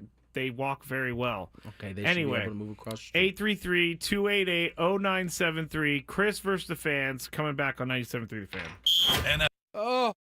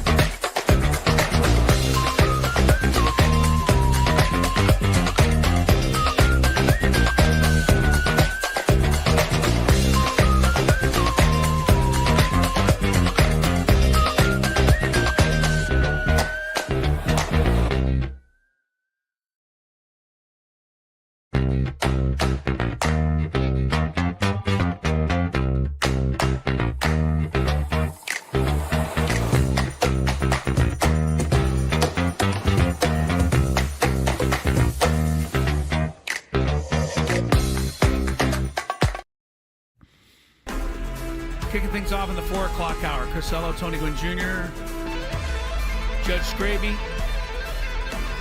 San Diego's #1 sports talk station, 97.3 The Fan, home of the Padres. To that end, no news. If you're tuning in and going, okay, what did Sasaki decide? He didn't decide. Nor did anybody really expect him to make the announcement on day one, but we will certainly monitor it. If anything happens, you'll be the first to know. But no news on Sasaki, and he's got until next Thursday. He's going to hold out till like next Thursday at 6:20 p.m. or something. It's like the guys that say they have a window. I'll be there between 1 and 3, and then they show up at like. Why do you even get there at 1 o'clock? Yeah, but if you don't 2:55. Yeah, but if you get there at 1:15, then they will have been there at 1 o'clock. Yes, they will. Say, see, we said we'd be there between 1 and 3. Yeah, that's true. Yeah, didn't believe you. Last night, Aztecs looked good. Yes, they did. 75-60 over Colorado State. I was a little concerned at the outset, only because Colorado State came out red hot and hit like 4 of their first 5 threes. And they were shooting nothing but threes in the early going, and the Aztecs fell behind a little bit in the very early going. But Miles Bird took it upon himself to make sure that the Aztecs would not lose a second consecutive game. B.J. Davis bounced back after a tough game in Albuquerque. He played well. Wayne McKinney off the bench was solid. And, you look at the stats. Rebounds were even. Shooting was about the same. They both made 9 threes. Came down to one thing, Tony Gwynn Jr., turnovers. Yep. Aztecs had 20 10. of the boys. Yeah, we had 10. They had 20. And then you look at the field goal attempts, and the Aztecs took 9 more shots. That's an underrated category in basketball. How many shots do you get? Because if you get 15 more shots than the other team, you should win. Yeah, I mean, because you're just getting more chances to score. You certainly give yourself a better chance. You got more attempts at it, but you got to knock it down. You got to turn those turnovers into points. Yeah, Aztecs did a good job of that last night. Miles Bird 25, 8 of 15 from the field, 5 of 9 from the 3-point shot from the 3-point line. Nice, Miles, and 7 steals. So career night for Miles. I didn't even see that. Yeah, career really good. Skraby's giving us the look. Oh, it's time for Chris versus the fans. Let's go right now. Come on. Let's go. Don't wait another second. Let's go. If you had one shot, one opportunity to take down the human almanac himself, howdy do. Now is your time. Listen to me, this guy is dangerous. Now is your opportunity to win a prize. Well, I hope you know what you're in for. Chris versus the fans starts now on 97.3 The Fan. I want to apologize before we get into this to Brian Dutcher. I guarantee you he was on his way home, had tuned into the show today and was, oh, good, they're talking about us. And then Skraby with the interruption. Sorry, Coach. No more Aztec I think Coach talk. Dutcher would respect me for trying to keep this show on time. Well, I mean, sometimes you try to. It's not consistent trying to keep the show on time. I'm trying. We're really trying in this new year. We are. We really are. I think there was nothing wrong with getting those first 3 minutes some Aztec love. I mean, I got to say, as of January 15th, I'd give us about a C-. I'll give you an F then. If we get a C-. If we get a C-, you get an F. All right. We've talked about this. It's okay to save what you're going to say before the game for after the game. It fit right there, though. All right. You're going to get a chance to qualify for a grand prize. I got to hurry here. Yes. Trip to Las Vegas, Scorpions on March the 6th, plus a 2-night stay at Planet Hollywood, and a $100 gas card. Scorpions return 60 years of the Scorpions Las Vegas residency show. Live February 27th to March 11th at PH Live. It's at Planet Hollywood Resort and Casino. Tickets on sale now, Ticketmaster.com. Skraby, if you can hurry up and get through the rules, we can get this game underway. You have to make it through 3 questions. Each question will get more difficult. If you get the question right, you move on. If you get it wrong and Chris gets it right, you're eliminated. But if Chris gets it wrong, then you move on to the next question or you win. If you're a first-time player, let us know before you get into the first question. You'll get that question for free today. Boom. Hope we don't get to question number 3. It's going to be short. Here we go. First contestant. We haven't gotten there in the last couple of days. So you know what that means, though. We're getting there today. Exactly. We're getting there today. All right, let's go with Alan. Alan? Happy Hump Day. Hello, Welcome to the show. Hello. What's up, Alan? Hump Day. Hump Day. Hump Day. All right, here we go. First question. Oh, this is good. A doozy. Yeah. What pizza by the Slice Place would you be most likely to find in a mall or airport?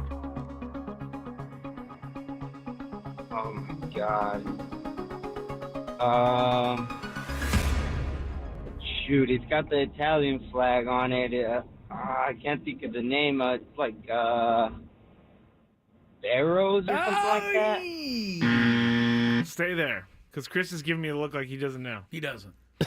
I mean, this is a synonymous place with Hey, food courts. it's funny. I didn't read the whole question at first, and immediately as I started to read, I was like, "Oh, this is a great question." Thank you. I don't know pizza too well. I'm not a big pizza guy, as you guys may have discovered yesterday, because I never had the cheese crust stuff. That's crust. right. You're not a big pizza guy. No. I don't trust people that don't like pizza. The only one I can think of is Zabo. Zabo. Szabo. Zabo. You are extremely close. It's not correct, but I can't believe you got Zabo out of Sbarro. Sbarro. Sbarro. Sbarro. Sbarro. Wow, I was really yes, close. Yeah, Skraby and I come from the same era. Basically. You cut from And if that you cloth. You went to North County Fair Mall. You went to any of these joints. Any of these malls. You would find a Sbarro for sure. And they got...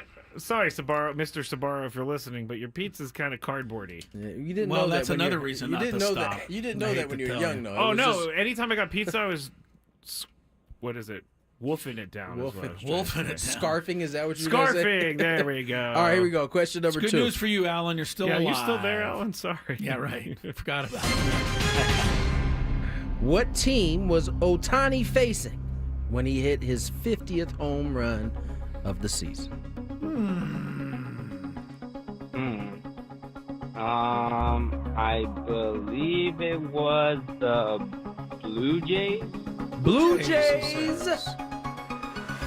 Interesting. Stay there.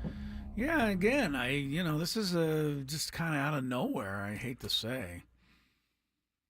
I thought it might have been the Padres. I mean, why else would you ask this? You know? Padres. Yeah, I'll say Padres. I really don't know. There was a whole fight over the ball between a bunch of... I can see how Me too. Toronto was guessed. Me too, yeah. I can see how Toronto was guessed, but the answer was the Marlins. Yep. Marlins? Yeah, remember he had the best game ever played, I think they're calling it. Like 2 homers, like a triple. 10 RBIs. Everything. Stole like 3 bases. I was on vacation when that happened. Didn't see it. That's right. Have no recollection of it at all. Finally, remember, I know he might have missed that moment, but he did not miss postseason play, which was the whole kind of reason. Right, I got back for postseason play. But Did you miss the first game of postseason play? No, I got home the day of. Okay. Boom. All right. It was still poorly timed. Yeah, as Adam Klug reminded me when I arrived home. Question number 3.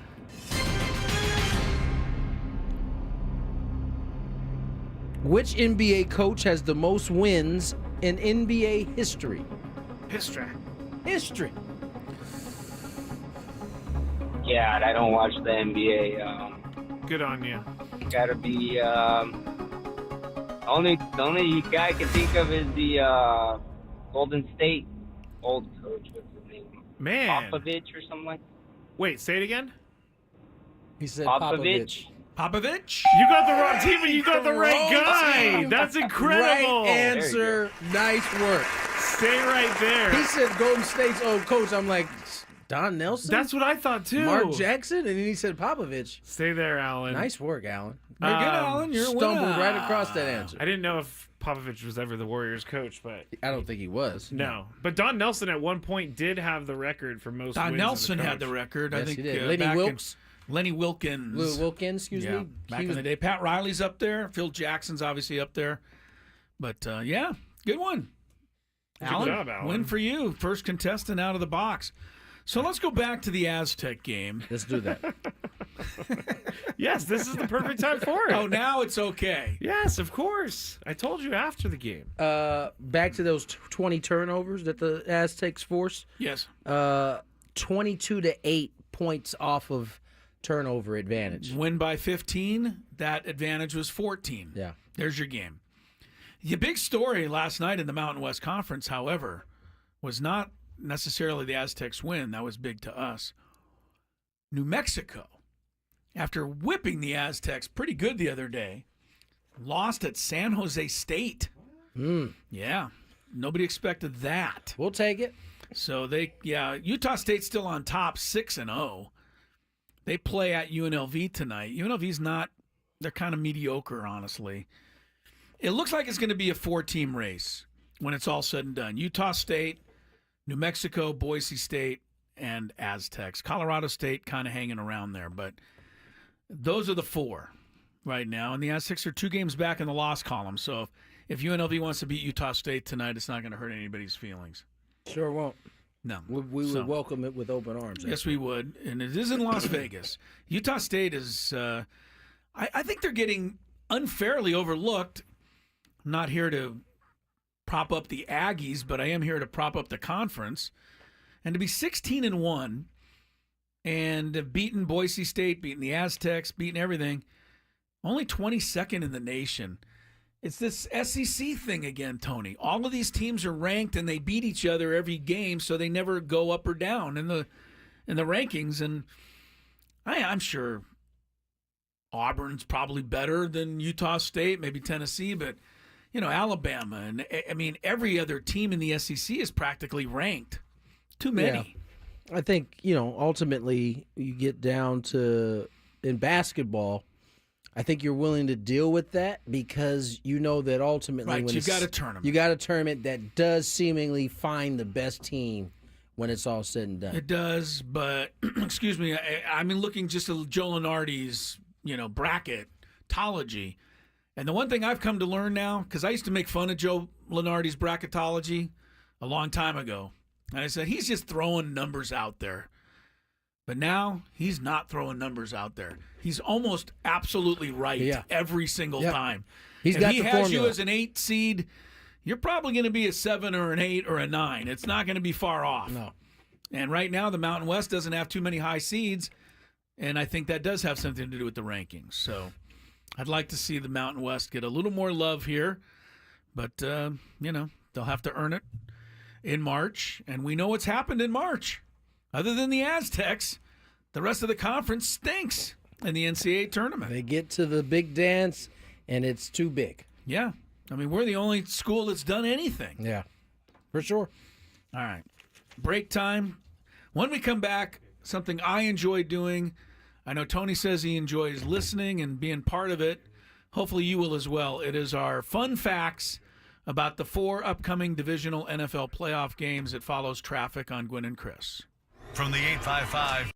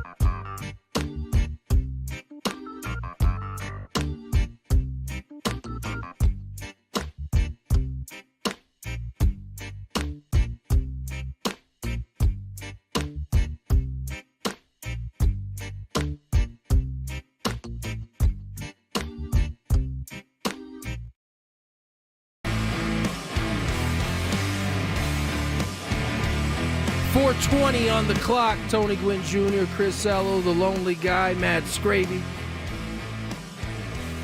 I think if we keep that up, we might spur him into action. It's going to stick. Yeah.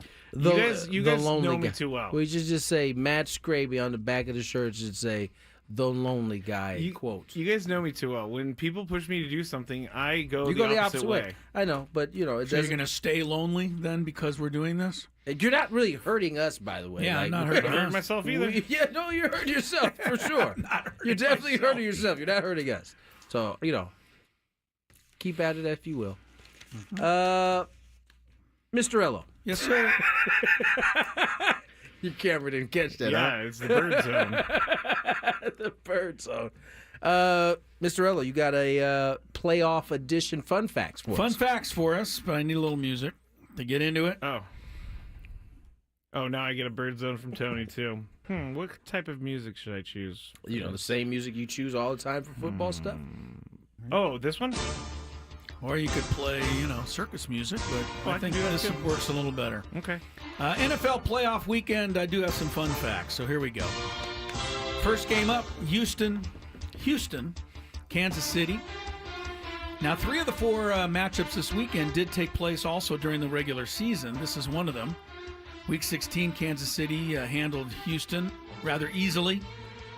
Final score was 27-19, but I remember the Chiefs winning a little more handily than that score might suggest. These teams have played twice in the playoffs before.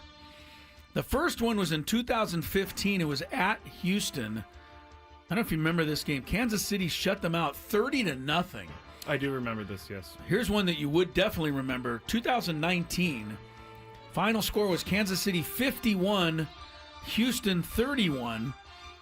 But that was a game that Houston led 24-0. They got off to a great start in the second quarter. No, everyone was shocked. Is that the Bill O'Brien years? I think it was. Yeah, but man, Houston just couldn't pull it off. Chiefs have 24 playoff wins in their history. 15 of those with Patrick Mahomes. They had 9 wins total in 57 years before this guy arrived. Wow. And now Chiefs fans walk around like they kind of do. I know. The other stat on Houston, the Texans are 6-1 all-time at home in the playoffs. The only loss was that one to Kansas City.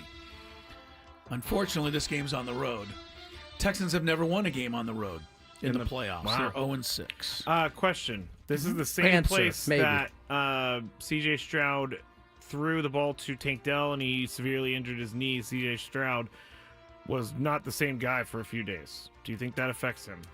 No. Because he said after it really hurt him to see. He feels like he was to blame for that injury.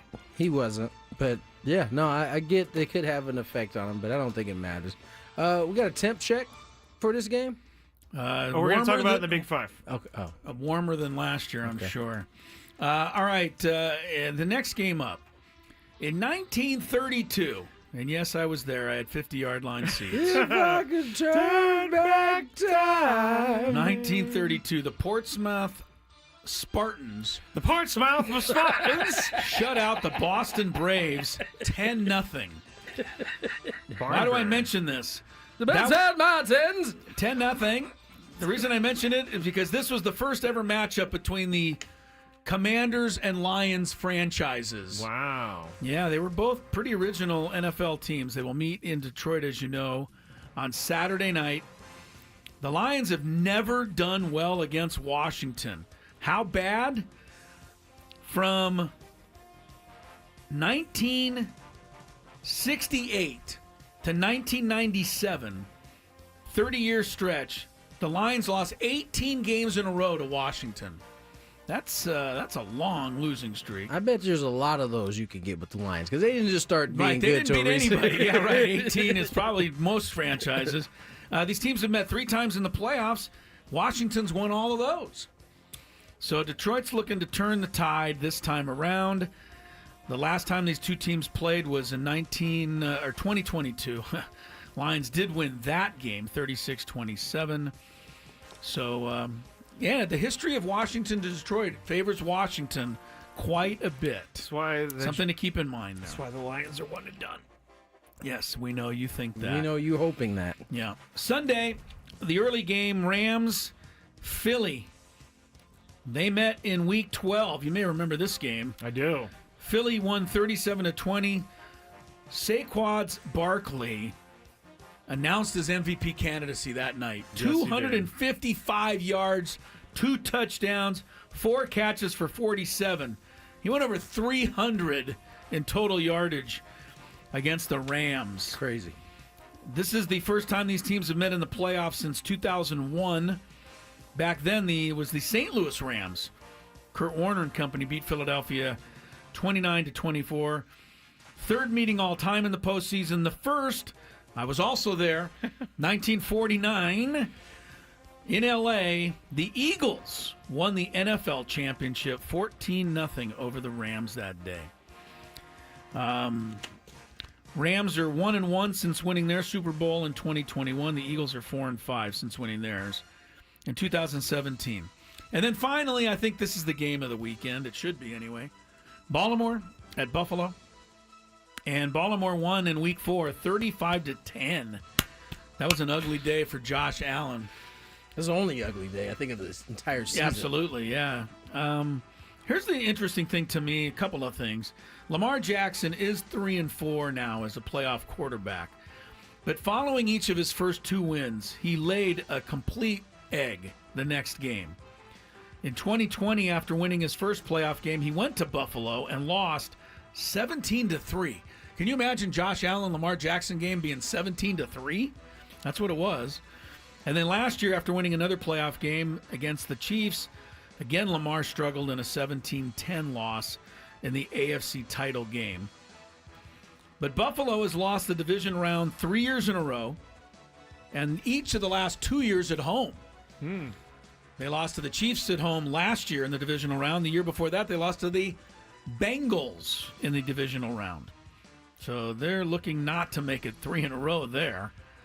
This is going to be a good game. It's got to be a good game. It has to be. I These think 2 quarterbacks. We could be in line for one of those, what was it? Was it Mahomes, Allen? Yeah. I think we could be in store for one of those. That was the game although where both of these defenses are decent. So. They're a little better. The Ravens are playing some defense finally. It took them a all little bit season. of time. Remember, their defensive coordinator is, former defensive coordinator, now the head coach for the Seattle Seahawks. So it took a while for the new defensive coordinator to kind of get things going. But say that last 5-6 weeks, their defense turned the corner. Yeah, we'll see. It should be a lot of fun. Josh Allen, Lamar Jackson, the top 2 MVP candidates. I think the MVP vote, they should just come out to make this more interesting and say, we'll give the MVP award to whoever wins this game. It doesn't work that way. Can only vote based on the regular season. You know, the more I think about it, the more I think Lamar deserves another one. He did something for the first time in quarterback history. Yeah. By a wide margin. By a wide margin. And he passed Michael Vick. He did a lot of things this year. Everybody seems to think he should win it, but he seems to think he's not going to win it. Everybody thinks they're going to have voter fatigue and go for Josh Allen to give him one. I just think it wouldn't be surprising if we saw voter fatigue. It wouldn't be the first time. Josh Allen is certainly deserving, so I wouldn't. He didn't throw for 4,000 yards, though. I mean, that's like the benchmark these days for quarterbacks. Touche, but he also took a team that I think was less talented than some of his previous teams and has got him to this point. So I was at the University of Wyoming, as you guys know, over the weekend, and we went to the athletic facility. The kids did some weightlifting down there, and they had the tiniest, smallest, 1 little foot or 2 high display featuring Josh Allen. Are you kidding me? The University of Wyoming. Who have you ever had do anything in Where's sports? his 20-foot statue? No kidding. He should be plastered all over the place. Should be plastered in bronze No out there. kidding. Let's go. It was really, really weird. Now, maybe I didn't go to the right place. Maybe there's another area where there's a Josh Allen shrine. But in the athletic department building, there was very little. That's something you definitely. I was a little surprised by that. When you're bringing kids in to look at your school, you say, Josh Allen went here. Yeah, you could be the next him. That's kind of weird. It seemed to me. Josh Allen went here. You see this little statue we got up? Yeah, he was one of our best. And if you guys turn the ever. corner here, you'll see a 1 foot high display. Don't for step Josh. on it. I thought it was a little underwhelming, frankly. That is underwhelming. All right. All right, let's slide away, get to break. On the other side, coming up in the Big Five, we're going to see how we feel about some very, very bad weather for one of the playoff games coming up over the weekend. There's been a special going on right now. I don't know if you guys seen it on on Netflix. A special? I mean, there's a documentary. Okay. Going on about the cold weather and how people ended up with limbs cut off. Are we talking about Kansas City? Yeah. I didn't see the documentary on Netflix. Yeah, I gotta watch that. I heard you talking about it yesterday by reading an article. The ESPN story, Yeah. yes. That was a whole nother thing. Let's get to break. Big Five on the other side. The biggest guests.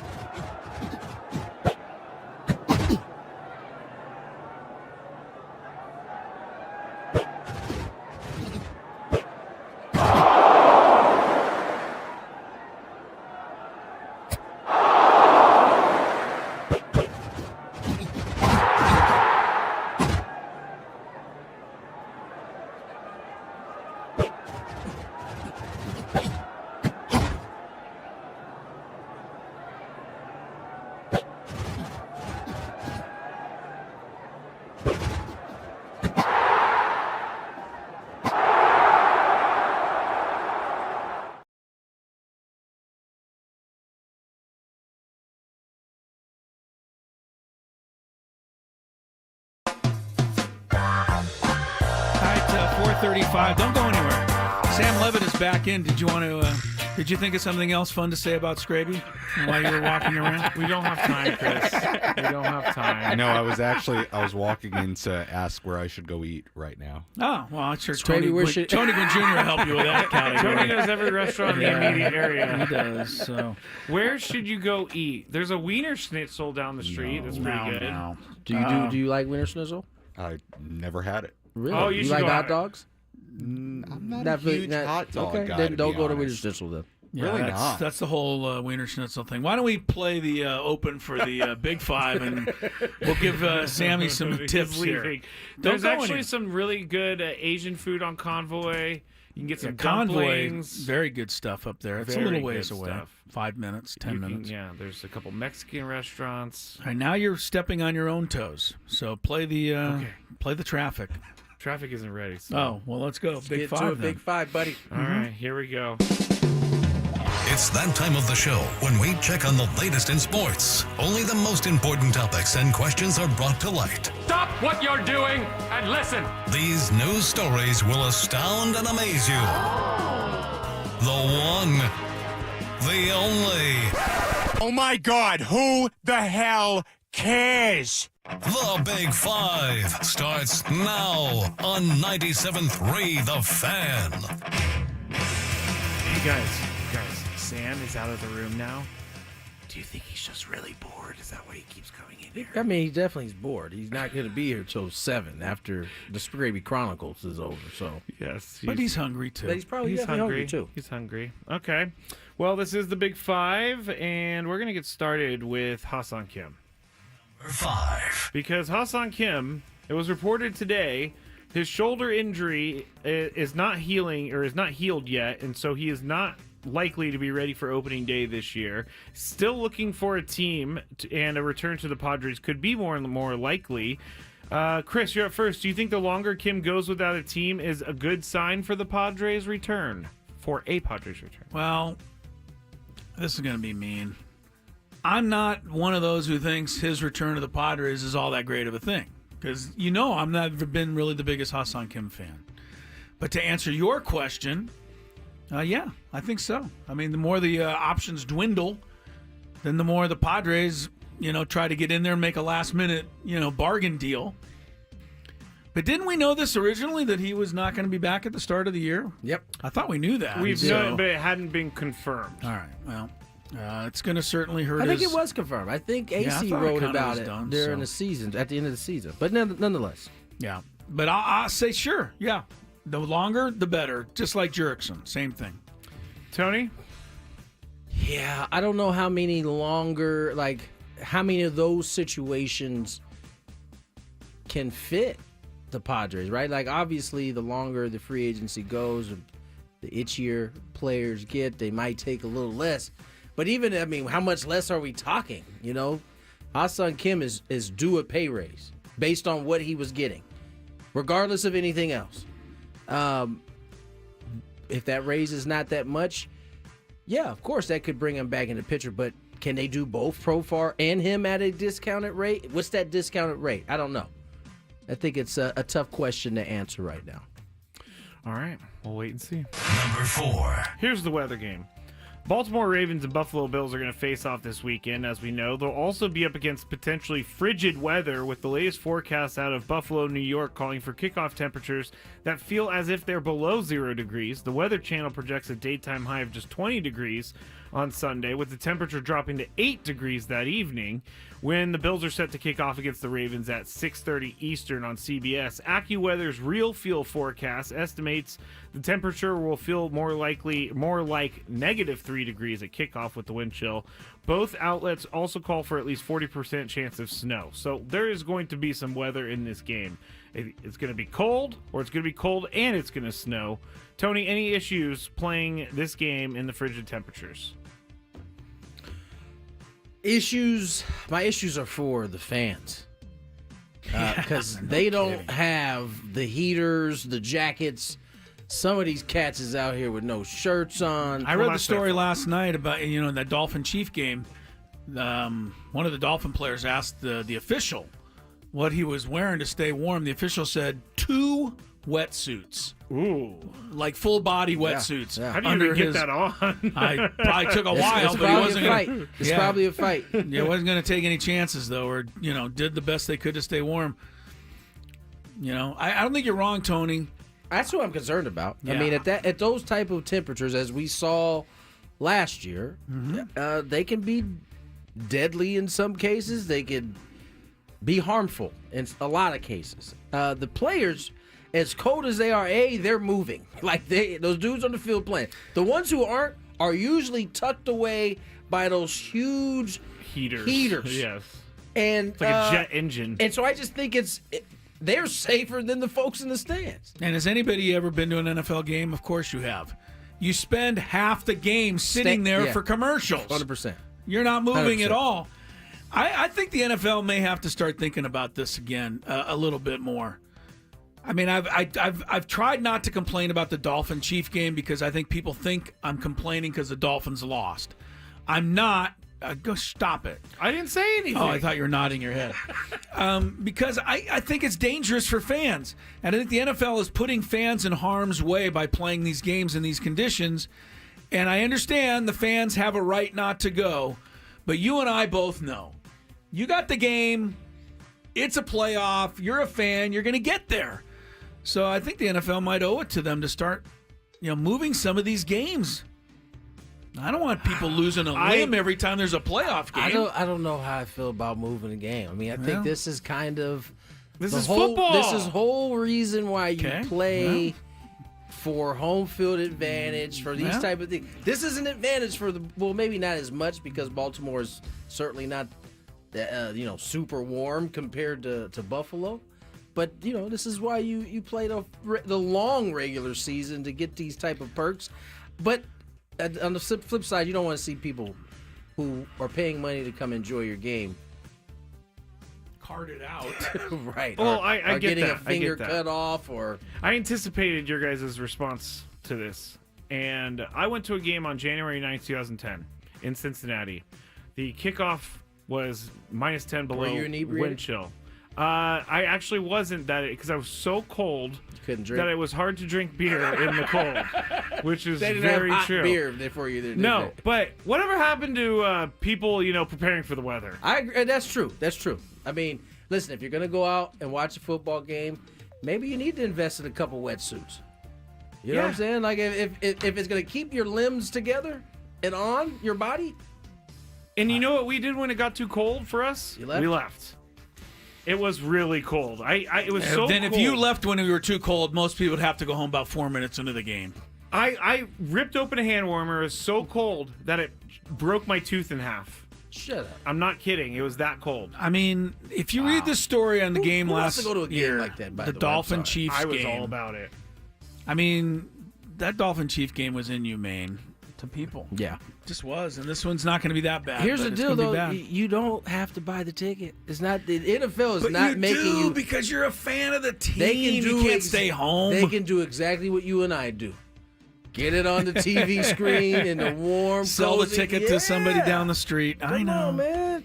I know.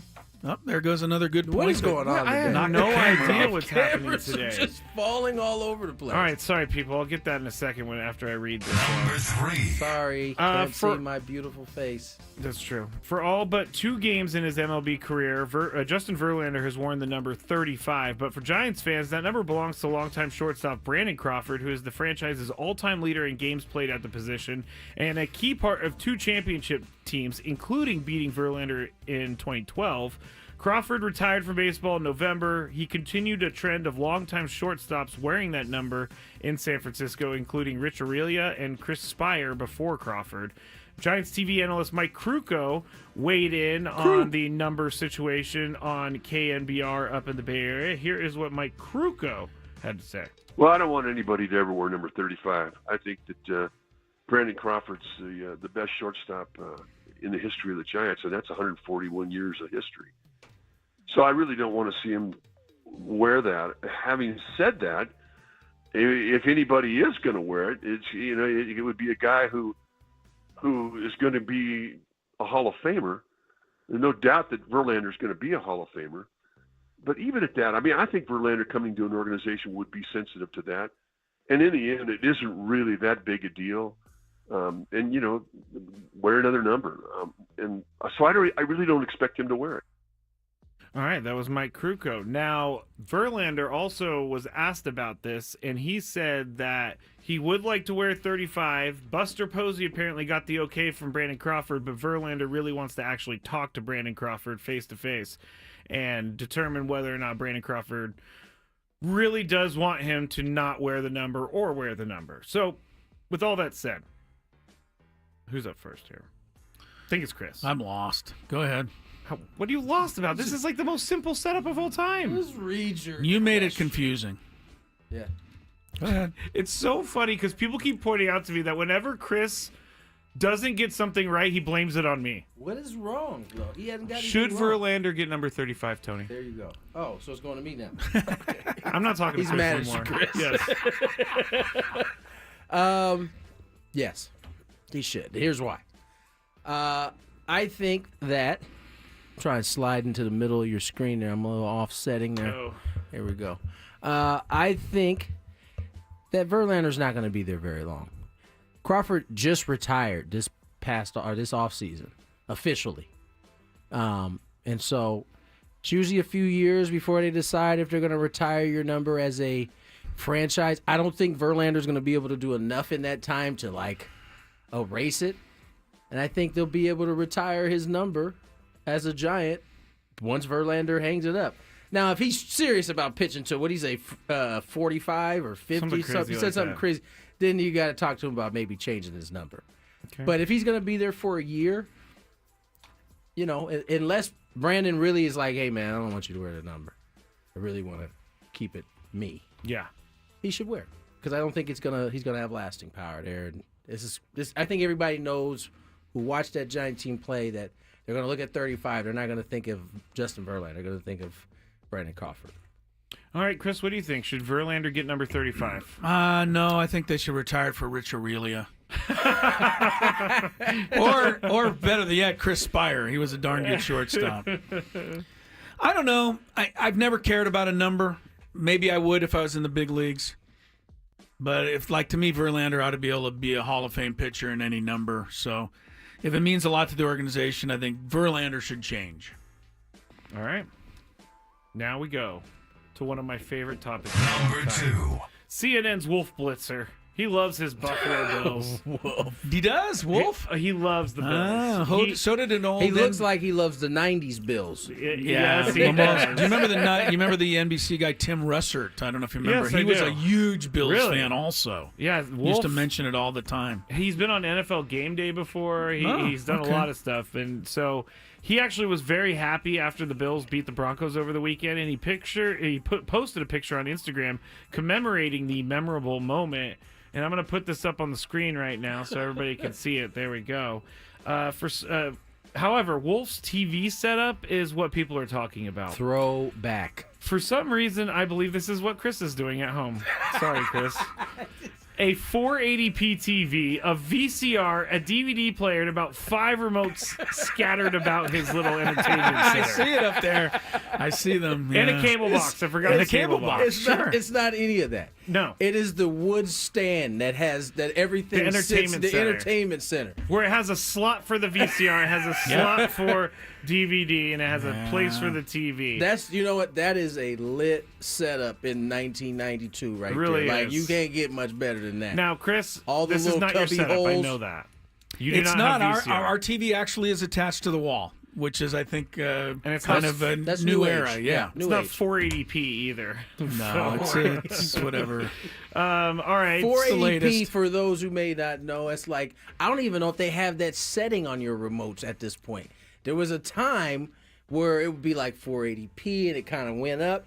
Yeah, they don't even have that on any remotes. No, anymore. they do not. You will it not was a find Sharp it. Aquos TV that he had. Oh, wow. So, Chris, the question is, do you think it's time for Wolf to step it up? Yeah. Apparently so. I mean, if he was listening to this segment, he would probably be quite embarrassed. Come on, Wolf. Do you think Wolf even cares? I kind of like the picture of him in his Buffalo Bills hat, though. Let me go back I think to he the looks picture. sharp, man. He looks like a good fan. He You know, does. he's into it. He got his win. He's doing such the old guy pose. I do this all the time, where you put the thumbs up and then you point to whatever. He's pointing to the score with the thumbs up. Right? Yeah, it's look. Wolf's acting his age. Why should he act like a teenager? That, yeah, for real. Let him do what he wants. Tony, do you think it's time for Wolf to step it up? Listen, as long as Wolf can still see the screen, and it hasn't gone too blurry on him at the 480p. I didn't even know they broadcast. I think he should stick with it. His stuff is working. Because I will tell him this, as a entertainment center owner, you get the new stuff, man. The moment a new update happens, it's cattywampus. You got to get different. It just becomes a lot. Now your VCR drawer is just a junk drawer. But that's you don't the thing. Need a VCR. If you change it up, you're gonna have to get rid of everything because you're gonna have no room. You don't have any need for all those different slots. Yeah. There's just not that much stuff anymore. I think the remotes speak the most to me because in my house we had about 5 remotes, and it was always which remote, where is this remote. I'm not gonna lie, I kind of miss those days. When the remotes, I knew how everything worked. Yeah. If one thing went down, when it's all connected, if one thing is off, it doesn't ruin everything. Correct. I remember a Cheers episode when the remotes became a popular thing. Because remember, back in the day, we actually stood up and changed the channel.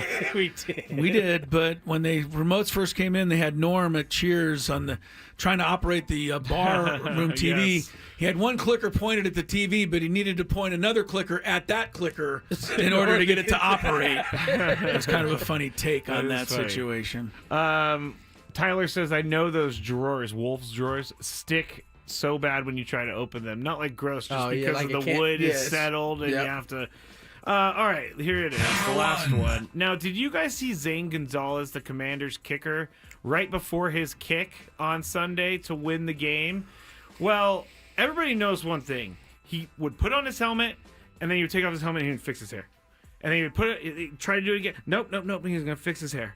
And then, nope, did it again. So everybody's making fun of him, thinking that he's just super nervous and this is just a superstitious thing.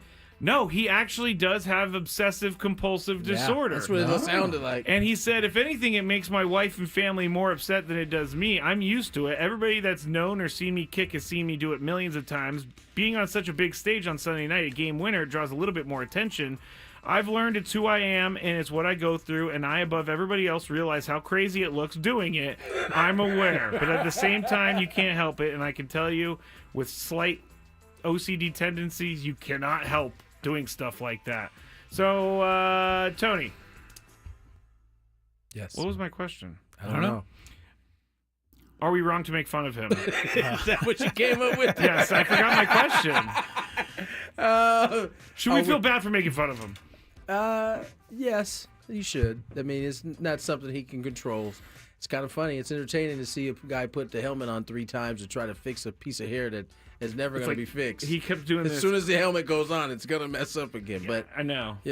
I don't think, I think you shouldn't make fun of him. Chris? I got 2 things for this. One, Rafael Nadal won 20-some-odd Grand Slams, and if you ever watched him serve, it took him 15 minutes to put the ball in play. Really? He would touch and all these things. Secondly, I do think they do have some medicine now that can make things a little easier for you and help you.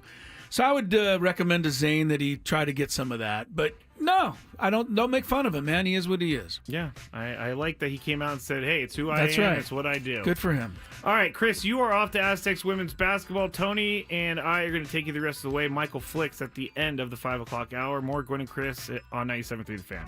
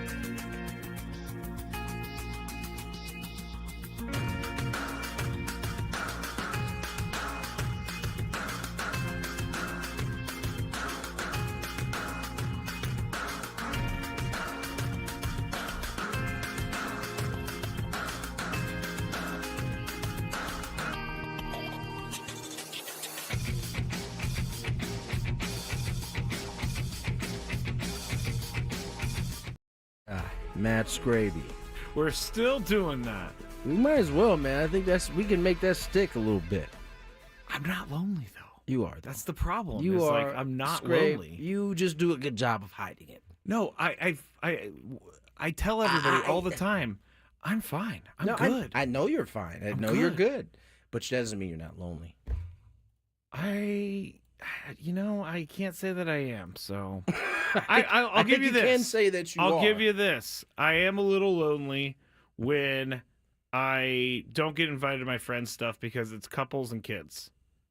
Wait, first of all, is it friends people? They outcast you because no, they invite me. Choose not to go. I because choose not to go because I know how it goes. I know how does it go? It usually ends up with everybody talking about their kids in school and teachers. What's wrong with that? These are your friends. I don't have any. I stand there and I talk with them, but I have no input on that. You don't need to. You're there. I don't know any of the teachers. You're there to celebrate whatever the party's about. Yeah, and then if they happen to talk about their family and their kids, that doesn't mean that you can't go. It doesn't mean you're right. You just don't want to deal with not have. I wonder why. Does it bother you that they talk about their families and you don't have one to talk about? No. So then why wouldn't you go? Because I don't want to be the weird single guy in a group of parents and married people. You're their friend. I don't think you're weird. Dan says that's why they invited you. Skraby's not lonely because he has Lucky. This is true. You do got Lucky. My dog. Yes. No, I know you're talking about your dog. Well, there's people just tuned in for the first time, so they may not know that. Yeah, and by the way, you can watch us on YouTube if you would like. Nancy just hit the YouTube chat and said that she came over to YouTube for the first time, saw everything, she loves it, she's staying now, so you can see us do our thing. And I'm not trying to get away from the lonely thing. You are, but it's cool. I'll change the subject. I don't want to keep you. We're fine. I don't want to keep just you. Don't bring brother. Sam Levitt into it again. Sam has some good insight, man. He does. It's a fellow single bachelor, like yourself. Yeah, Sam does have some good insight as well. So I mean, maybe you don't like to really work outside your comfort parameters, but true. It might be time to do so, buddy. I think I'm gonna stay right here. Of course you are. In the one of the marquee matchups in the NBA, Knicks lead the 76ers right now by 13. About 3 minutes left to go in the first half. Let's recap some of the stories from earlier today. Padres had a minor league signing. J.B. Wendelken, former Diamondback, returning from Japan where he had some success, had a 1.67 earned run average. He signs a minor league deal with the Padres, and they add a little depth. Sounds like even though we knew Ha-Seong Kim was not going to be ready for open today, it sounds like that has been confirmed. You never know. Might have good rehab, get back quicker. That won't be the case for Ha-Seong Kim, as he's still a free agent, as is Jerickson Profar, as is Tanner Scott, still free agent. Alex Bregman, although I did see he was in talks. Oh, who did I see that? Let me pull Pete Alonso as well. I guess the Mets are still trying to get Pete Alonso, but they're not coming to any agreements. I think they want Cubs really discussing a deal That's with Bregman. Interesting. Short-term deal. You know, when you start hearing short-term deal with a Scotty B client, maybe the market isn't shaping up the way they quite want it. Is this 2 years in a row? I mean, he did get Juan Soto a $700 million Not just deal, Juan but that Soto. was easy money. Corbin Burns, throw him on that. He got That's easy money. He got Bellinger out of where he's going. He got a bunch of dudes signed. I mean, there's a couple stragglers that are still out Big there. Big names. Pete Alonso. Alex Bregman. Jerickson. But he's also signed more than a few shit. He has. It's definitely been a better offseason for him than last year. His marquee guys have signed. Blake Snell, don't forget about him. Blake too. Snell, yeah. They've got. How could I ever forget that he's a Dodger now? They got their big dollars. So, but typically you get to this time of year and you start. We'll pay closer attention to this. This came according to 670 The Score, that there is some casual, as they called it, conversation about a short-term deal. We'll see how that goes. Obviously, right now, Scrabe, the weight is on Roki. It is. Roki is the piece that everybody's waiting on, and I think because of the age, the cheapness is not the word, but I called it salary cheat code. Salary cheat code. Yeah, he's not that expensive. No, in other words, he's rookie scale. So this we'll see how this shakes out. Today is the first day. It can officially go down. Still no word. This is going to be one of those deals where we're going to be paying attention like after our show goes off. Oh yeah. Typically, these things either happen early enough for us to talk about, or right after the show. Yes. It very rarely does it happen in the middle of our show where we can pivot and actually use it. Yeah, very rarely. So but I'm hoping that it does come down during our show. I am as well. Where was that? Oh, Braves. Did you see this story? I wanted to ask you about on this. Jeff Hoffman. Now, we've seen over the past couple of off seasons, maybe not. There's been some off seasons over the last 4 or 5 where somebody is signed. Pending physical is what you always hear. Mm-hmm. The physical happens, and then they're no longer signed, or they don't quite sign. They fly you in first to get the physical. The physical happens, and they go, you know what? I don't think we're going to do this. You got some red flags. First of all, that's got to be a heart-dropping feeling for said free agent. You going in this physical thinking, oh, this is done deal. I'm about to get this bag, and then the doctor comes out, and he's got that kind of like shaking his head look like, man, I don't know what to tell you this, but you're gonna die in 2 days. No, I'm just kidding. No, but they probably have to go in there. They talk to the GM, and it's like, I'm not comfortable signing off on this. Yeah, I always find it weird that it's okay for one team, but it's not okay for another team. Like, what does that one team? Are they more willing to take risk on injury? We saw that with Correa. Yes, the Giants had to let go of their Giants. deal with them. There was 2 teams, right? It was the Giants. I just remember the Giants. Mets. Mets were in it too. I think the Mets might have been first. One of those teams went first. But the Giants were first. Mets were second. They did cross that line of signing him, and then the physical turned. They didn't want to do it anymore after the physical. They both did. Yeah, and then he went to Minnesota. And Minnesota was the one that lucked out, and from that standpoint. True. So yeah, Jeff Hoffman is the new case of this. So apparently, the Braves, and there was another team that actually walked away. I think it was the Orioles. Walked away from a deal with Jeff Hoffman. Oh wait, was it Hoffman that signed with the Orioles? No, he's a Blue Jay now. Okay, so yeah, the Orioles and the Braves both walked away from deals because they didn't like what they see. Now I mentioned this the other day. Any major league arm that has an MRI, a shoulder that has an MRI, is going to look crazy compared to a normal shoulder. Yeah, I'm sure. There is not a pitcher that doesn't have an ugly MRI photo of a shoulder, and he may not have no symptoms of anything. Well, here's what he said in a Zoom, I guess it was today. They saw the stuff they saw in MRIs, whatever they saw was what their team docs were saying, not any bit in line with the way I feel, though. So it's not something that I'm really concerned or worried about. All the flags, physical stuff was a big surprise to me as anybody. If you could check my kind of track record over the past few seasons, I've been as healthy as anyone. It's a non-issue for me. It's just something that they wanted to bring up, and Blue Jays see me for what I am, so I'd rather be in a place like that anyway.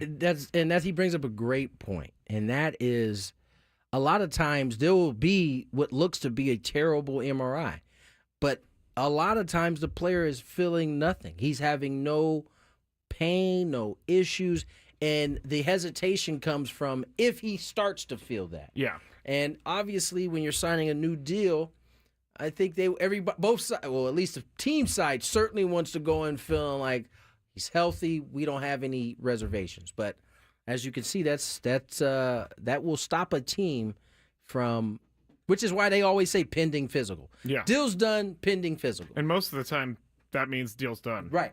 There's nothing on the physical. Occasionally you get a doctor, because remember, these doctors are on the staff. They're paid by the organization.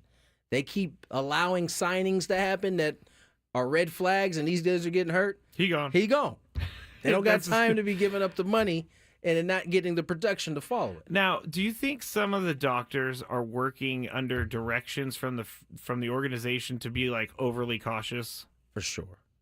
I didn't know if that was like against the rules. Or I think sometimes that might be the case. Like if maybe a team has had some bad luck with signings, yeah, you might get an order that's like, listen, man, I'm going to need you to play this pretty close to the vest in terms of what you're seeing and how you feel about it. And then others, it might just be the discretion of the doctor. They trust the doctor enough. You know, Dr. Elatraj works, he sees many, but the Dodgers certainly have the market cornered on him. Yes. I don't think they need to put any pressure on him. He's well regarded, well renowned at this point. He's probably, if he feels something's up, he'll let them know. Mm-hmm. And they'll take his word for it. Oh, Mr. James Andrews to Neil Elatraj. That's who came first, James Andrews. No, there was one before James, too. I'm trying to remember his name. Oh, I don't know that one. Jokic? No, Dr. Yoakum. Dr. Yoakum. Oh, really? Yes. I've never heard that name. Did you see this player that signed with the A's? 18-year-old Japanese phenom. I guess they signed Shotaro Mori to a $1.5 million deal, which is the largest bonus ever for a Japanese amateur outside of that's their international money right there? That's their international money right there. He hit 45 high school home runs. He has also been clocked as high as 95 miles an hour as a pitcher. So what they're saying is, this could be the next Shohei Ohtani. I'll believe when I see it. I know. There's only one Shohei Ohtani. You got to think, like, how often are we going to see a guy who's able to do what Shohei? Not often. It's not going to happen. And you may not ever see it at the level that you've seen it from Shohei, which may not make it worth it for teams. Yeah. I think, the international signings are starting to kick in. You're seeing teams spending that money. Mets, they gave their big guy $5 million. Yeah. So they're off the board. You would think, and we already knew that. Sasaki has already kind of made it known who his teams are, but now you're seeing these teams say, "All right, let's lock in on the next best guy that we have available." So, I always find it interesting, real quick before we hit the break, with these players who grew up in a totally different country in a totally different time, but they look up to certain guys. And this pitcher, Maury, said that he patterns himself after Jacob deGrom, which is such a weird choice for me, I guess. Why? Dude is nasty. He is nasty, but it just never occurred to me that he would pattern himself off deGrom, and he loves Ellie De La Cruz. So who doesn't? This man likes some athletes, is what it sounds like. That's right. All right, let's get to break. More Gwynn and Chris on the other side. Here's some traffic. From the 8-5.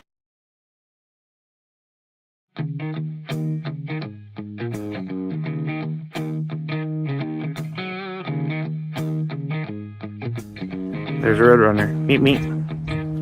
He doesn't like me. I guess I wouldn't like me either if I was chasing me. As you can see, I'm all Aztec'd out here at the Aztec Baseball Tournament. It's the SDSU Baseball Alumni Tournament. Right now, we are 1 under in the scramble. And Chris is playing well, Tony's playing well. But our ringer, Jack Townsend, is playing really well. So.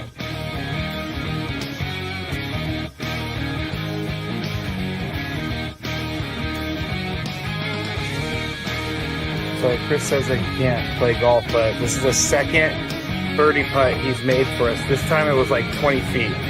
Thank you very much, Skraby. But once again, you're hitting some very nice shots as well. I'm not usually complimentary to you, but I can't help but be complimentary. Your shot making today. With my what? Your shot making. You hit some.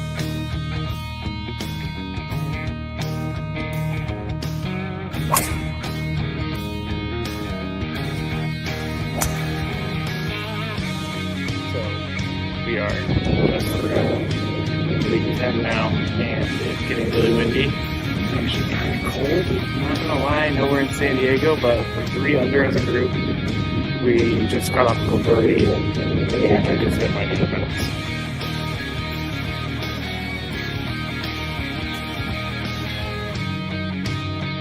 There's a squirrel. He wants to attack me.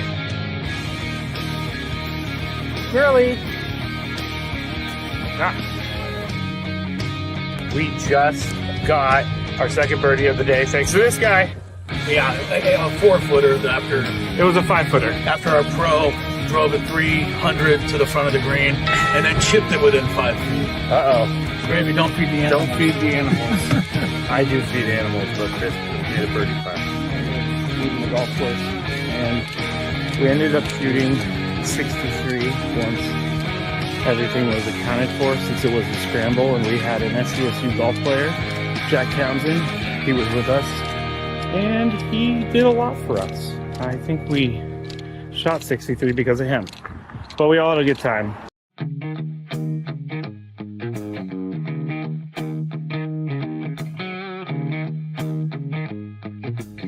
There's a Roadrunner. Meet me. He doesn't like me. I guess I wouldn't like me either if I was chasing me. As you can see, I'm all Aztec'd out here at the Aztec Baseball Tournament. It's the SDSU Baseball Alumni Tournament. Right now, we are 1 under in the scramble. And Chris is playing well, Tony's playing well. But our ringer, Jack Townsend, is playing really well. So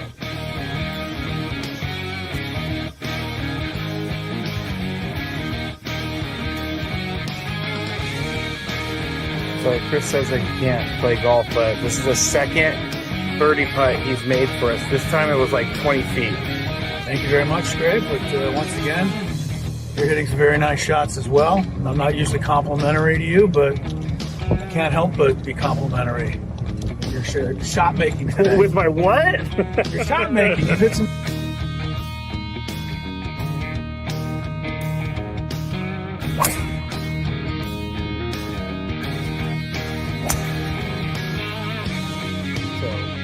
We are leaving 10 now, and it's getting really windy. It's actually kind of cold. I'm not gonna lie, I know we're in San Diego, but we're 3 under as a group. We just got off the birdie, and I just hit my defense.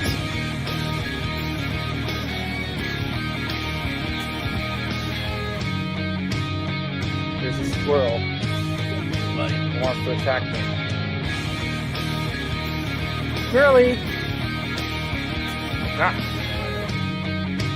We just got our second birdie of the day thanks to this guy. Yeah, a 4-footer after. It was a 5-footer. After our pro drove it 300 to the front of the green and then chipped it within 5 feet. Uh-oh. Skraby, don't feed the animals. Don't feed the animals. I do feed animals, but Chris made a birdie putt. Leaving the golf course. And we ended up shooting 63 once everything was accounted for, since it was a scramble and we had an SDSU golf player, Jack Townsend. He was with us and he did a lot for us. I think we shot 63 because of him, but we all had a good time.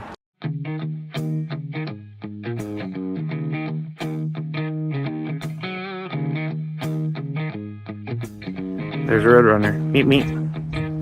He doesn't like me. I guess I wouldn't like me either if I was chasing me. As you can see, I'm all Aztec'd out here at the Aztec Baseball Tournament. It's the SDSU Baseball Alumni Tournament. Right now, we are 1 under in the scramble. And Chris is playing well, Tony's playing well. But our ringer, Jack Townsend, is playing really well. So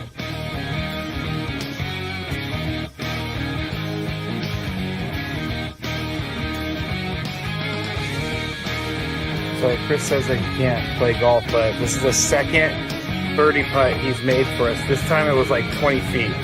Thank you very much, Skrabe. But once again, you're hitting some very nice shots as well. I'm not usually complimentary to you, but I can't help but be complimentary.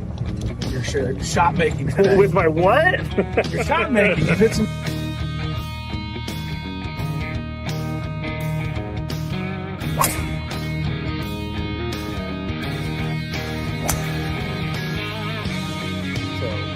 We are leaving 10 now, and it's getting really windy. It's actually kind of cold. I'm not gonna lie, I know we're in San Diego, but we're 3 under as a group. We just got off the birdie, and I just hit my defense.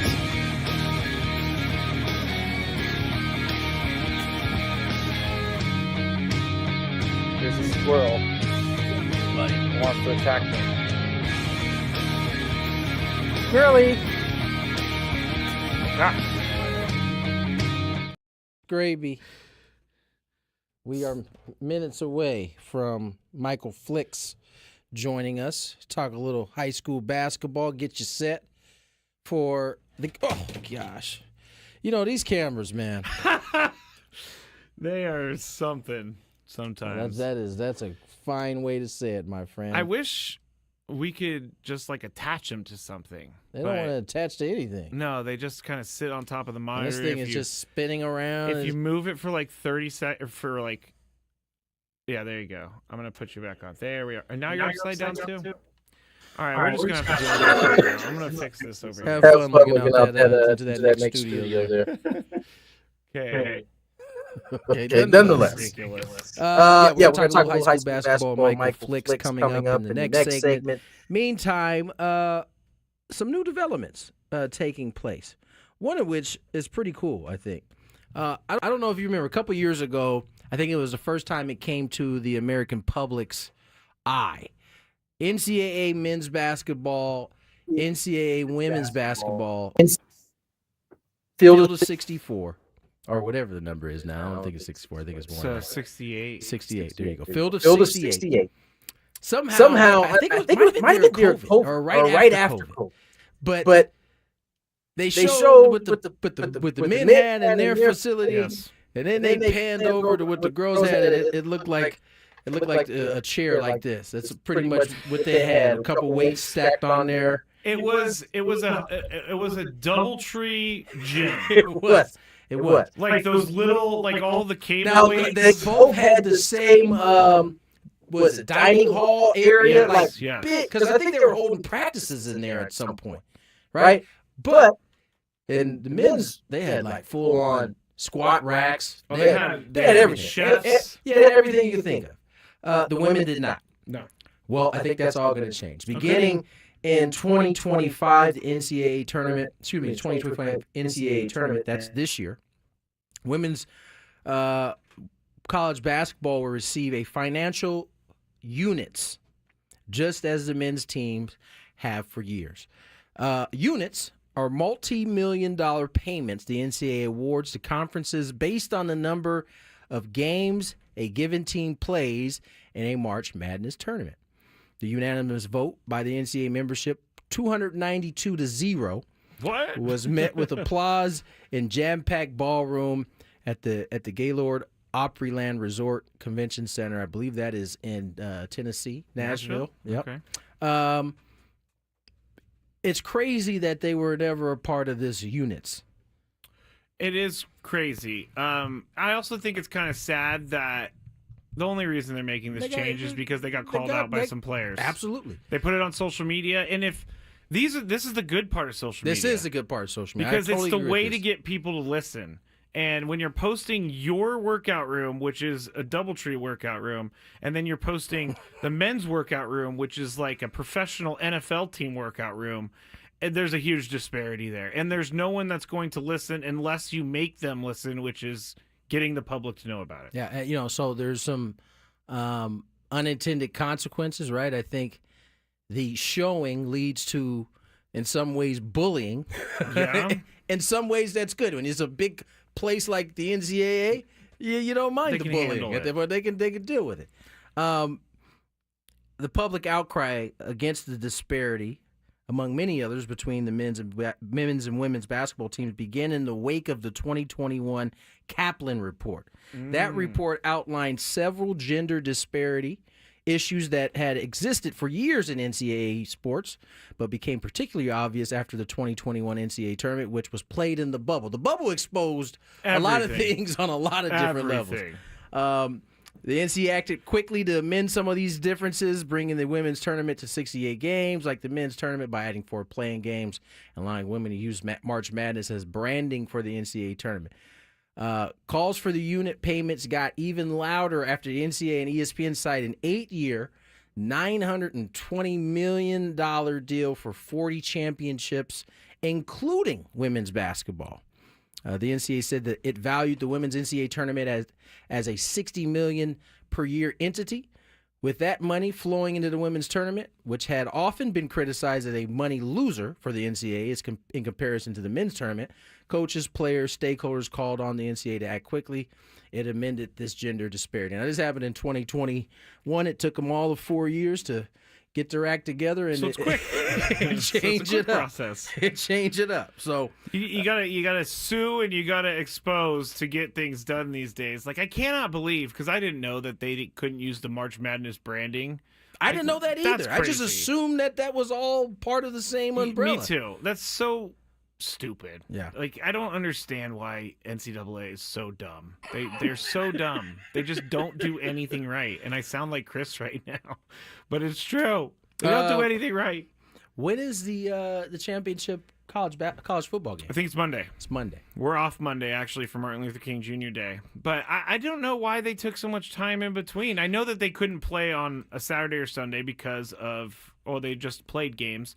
But why not like a Wednesday or Thursday this week? I think because this is first. You got to remember, these kids are already playing 4 extra games, right? If you get to the final. True, and they do care about health and safety. And the first couple ones were relatively quick. It was like back-to-back weeks. Yes, the first 2. I think there was a couple short weeks in there for some of those teams. So I don't mind them taking a little bit of time for. I mean, it's in the same vein as Super Bowl, right? I mean, they get the kind of 2 weeks. They get the 2 weeks there. This is not quite 2 weeks, but some extra time in there, I think. Yeah, but I was looking forward to something on Thursday night this week. Oh, you're being selfish. I'm lonely, remember? I have to look forward to what's on TV. The lonely guy. The lonely guy. That is correct. All right. If you want to know about the lonely guy, go back to 2 p.m. Yeah. You can always check it out on the Odyssey app. All right, let's get to break. On the other side, we get ready for high school hoops this weekend, Friday, and see what's happened earlier in this week. More Gwynn and Chris on the side with Michael Flicks. On Thursday.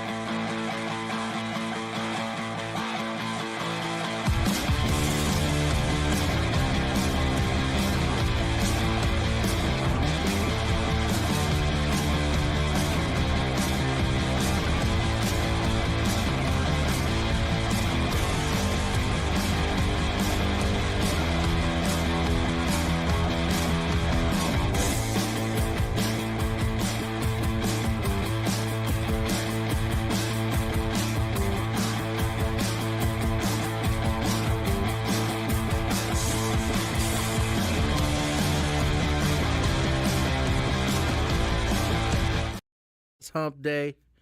For those who listen to this show, it's the high school basketball preview in the last segment of the day. And joining us, no other than Michael Flicks. At it again. How are you, Mike? I'm doing well. I can't complain. How are you? I'm doing well. What you cheering about? I'm happy I chose the right microphone this time. Yes, we live and we learn.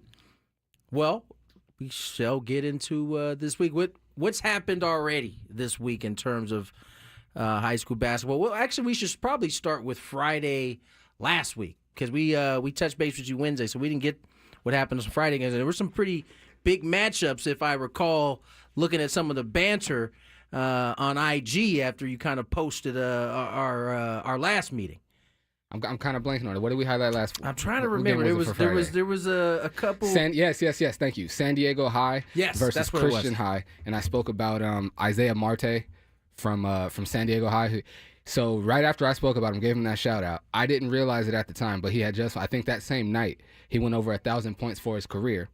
And then I was out at the Friday night game against Christian High, and he dropped 40 on them. Oh, yeah. So he lived up to the billing. It sounded like. And I spoke to his coach. He's got a bunch of D2 and D3 interests. He's got one D1 that's kind of on him a little bit right now. So him going over 1,000 points and hitting 40 is definitely going to help with his recruitment and everything. All right, let's talk a little bit about some of these teams. You mentioned Isaiah Marte, right? San Diego High, Madison High School. Yes. On a 3-game winning streak here. Currently 13-6 on the season. They play Canton Hill at home on Friday. This is a big matchup.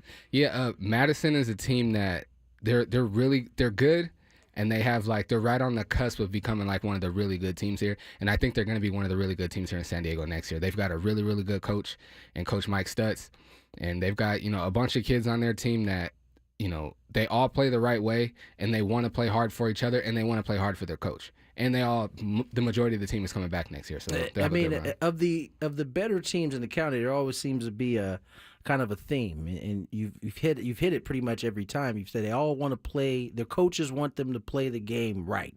That kind of like the standard here in San Diego for at least the elite teams. Yeah, the elite teams, their coaches demand that they play the right way. Whether it's Coach Olive at Torrey Pines, whether it's St. Augustine, all the top teams, Coach Allard over at Carlsbad, even at Montgomery, their coach he lets them play very free on offense because they're a talented bunch and they know how to score and they know how to get their buckets within the offense and then break away from the offense and also still score. But then on the defensive end, but even with that freedom that he allows them on offense, there's a lot of discipline that they have to stay within on offense. But then he demands that they absolutely play lockdown defense. So the best coaches have that. By the way, Isaiah Marte, 14 of 20 to get, so it was efficient 40 points. That wasn't just 40 points on 35 shots there. He was efficient. Yeah, it was one of those performances where when he missed, it was like, oh dang, he does that. It seemed like everything he put up was going in mid-range, 3-pointer. He got to the basket a few times. Very efficient game. What do you got on Chula Vista High School? The 14-5 right now in the season. This team seems to be kind of trending upwards. Yeah, they're playing well. They're a team that, how I spoke last week, a team that if I haven't had a chance to see them, I haven't seen them this year, and I didn't see them last year either. But I've been watching them every time I look up. They're not one of the teams that's on a crazy 8 or 9 game win streak. But every time you look up, there's not too many losses back to back in the win column. They're always, they seems to be playing hard. I've had a few parents and players reach out to me like, "Oh, Flicks, show us some love out here in Chula Vista," and I'm meaning to. Chula Vista, I'm gonna get to y'all. So definitely wanted to give them a shout out. This is my good peoples down south. My man Michael Flicks is coming from a long way, so give him a break. He's going to get down to see you at some point, but coming from North County going all the way down south, right? You got to really... Talk to him for me. You're putting in the work, because I live in North County, and I've driven down here before. It's not easy. You're going to have to really be putting up some numbers to get him out there. But you got on his radar. Absolutely. We get to this time of year, we're starting to move into conference play. Is there any difference to how you approach conference play when you're going to see teams versus you go to preseason when you're trying to get to know these teams a little bit more? Yeah, so in league play or conference play, you play everyone in your league twice. And so I try to make sure if there's a rivalry, I try to make sure I get to at least one of those games. or towards the end of league, if it's like, oh, both these teams have one loss, whoever wins is going to win league, I try to make sure I make it to those moments and things like that. Or if I didn't mention already, if there's a rivalry, like I know in my league it was Sample Squall, and then we had a Valley Center as well. So those type of games within the league, if there's a rivalry, I'm gonna pop out for that for sure. Now, we talked a little bit about the coaches last week and them getting to see your face and know your face. Is it the same thing for the referees, or they start to see you around there? Because I know, especially down on that baseline, you taking up some of the real estate down there. You get to know the referees across the county. Yeah, I never forget any of their faces. I'm not very good with a lot of the names. I'm good with, I will say, like 95% of it. There's a good like 5% that are like, they're always worried about me being on the baseline or being in the way. It's like, oh, you got to stand in the corner. I'm like, bro, I read the rules. I know where I can stand. But I'm always like, if they're like, you're in charge, they could throw me out the gym at any moment if they want to. So you got to play the game with them. I'm like, all right, I got you, bro. Like, let's work with each other here. Like, you know what I mean? I'm gonna stay out your way and let me do my thing. I'm hoping one of these days you catch a game that Chris is actually refereeing. I hope so. That would be some good fodder for the radio. We need this to happen. Oh, for sure. I'll make sure I pull up on him and get a selfie with him too. That would be good. Tell me about Tavitt Johnson, sophomore. He's one of the best players in the county, and he's one of the kids. He's one of these players that is just a bucket getter. He just gets buckets no matter who's on the floor, no matter who's guarding him. His team, they lost. Carlsbad came to Francis Parker and beat them, and he and Jake Hall actually have the same trainer. Is he at Francis Parker? Tavitt Johnson? Yeah, he's at Francis Parker. He's a sophomore, and like I said, he's my first time seeing him play in person was last year at the Flicks vs. Full-Time Showcase, and I had been seeing him on Instagram, seeing him a little bit on YouTube, and just everybody was like, yo, you ain't seen him play yet? You ain't seen him play? And I'm like, no, I haven't seen him. And he lived up to everything everybody told me about him. Like, really, really crafty. Not one of these dudes that's going to, like, blow by you or jump over you, but just really, really crafty, really good handle, creative with the ball, creative with his shot selection, and he's got a bright future because he's just a sophomore. He's averaging 27 points. Yeah, 27.5 points per game, 50% shooting from the field. Mm-hmm. He also leads his team in rebounding at eight per game, also dropping 3. He's a stat filler, it seems. Like, what's the height on Tavitt? He's about 6'2", 6'3", maybe. Guard, okay. Yeah. Mm-hmm. All right. Let's preview some of these games tonight. Who we got? Santa Fe Christian is playing La Jolla Country Day. La Jolla Country Day is led by probably the craftiest guard in San Diego County, man. Chris Carrillo. He's kind of similar to Tavitt, but he plays lower to the ground, a little bit faster, and more crafty with his passes. Tavitt is crafty with his scoring. Chris is a crafty ball handle and a crafty like setup man. He's kind of like how I said about the Carlsbad point guard. He can get into the paint whenever he wants to, gets wherever he wants to get on the floor, and he's more of a setup man though. He's out there looking to probe and looking to set his teammates up, and he does that so well that you're guarding his teammates, and now you look up and now he's got 20 points. So that's going to be a good matchup. And then Santa Fe Christian is led by Jake Hall's little brother. Okay. Yeah. All right. So they go to different schools. Yeah, they go to different schools. Okay. They go to different schools. And he another probably you can make the argument that I can't believe him, but Jax. I'm sorry. Jax. Okay, my bad, little bro. I'm sorry, I'm blanking on your name. But you can make the argument. You can make the argument that Jax is the top point guard in San Diego. Really, he strong frame. Like you could tell he's in the weight room. He's one of the guys that like you give him ball pressure and he just puts you on his hip and just keeps going where he wants to go. He'll get to the basket, he'll shoot it from 3, and he's amazing control and of the flow of the game from start to finish. Hold that thought. Let's check traffic. From the 855 Get Ross Traffic Center, protecting San Diego after accidents or injury, here's Kelly Danick.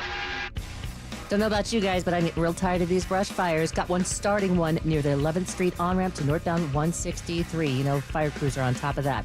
Yet again, it's the 11th Street on-ramp to northbound 163. Southbound 163, right past Genesee, 3-vehicle accident in the center divide. Also an accident on the Arrow Drive on-ramp to southbound 15. Looks like fire crews have put out that brush fire that had the Mar Vista off-ramp shut down off of westbound 78, so speeds are looking a little better there. I'm Kelly Danick with Gwynn and Chris, San Diego's #1 sports station, 97.3 The Fan. So we got Santa Fe Christian, La Jolla Country Day tonight. Friday, I mean, Montgomery, I think they got one loss on the year. They'll take on Olympian. Tell me a little bit about that matchup.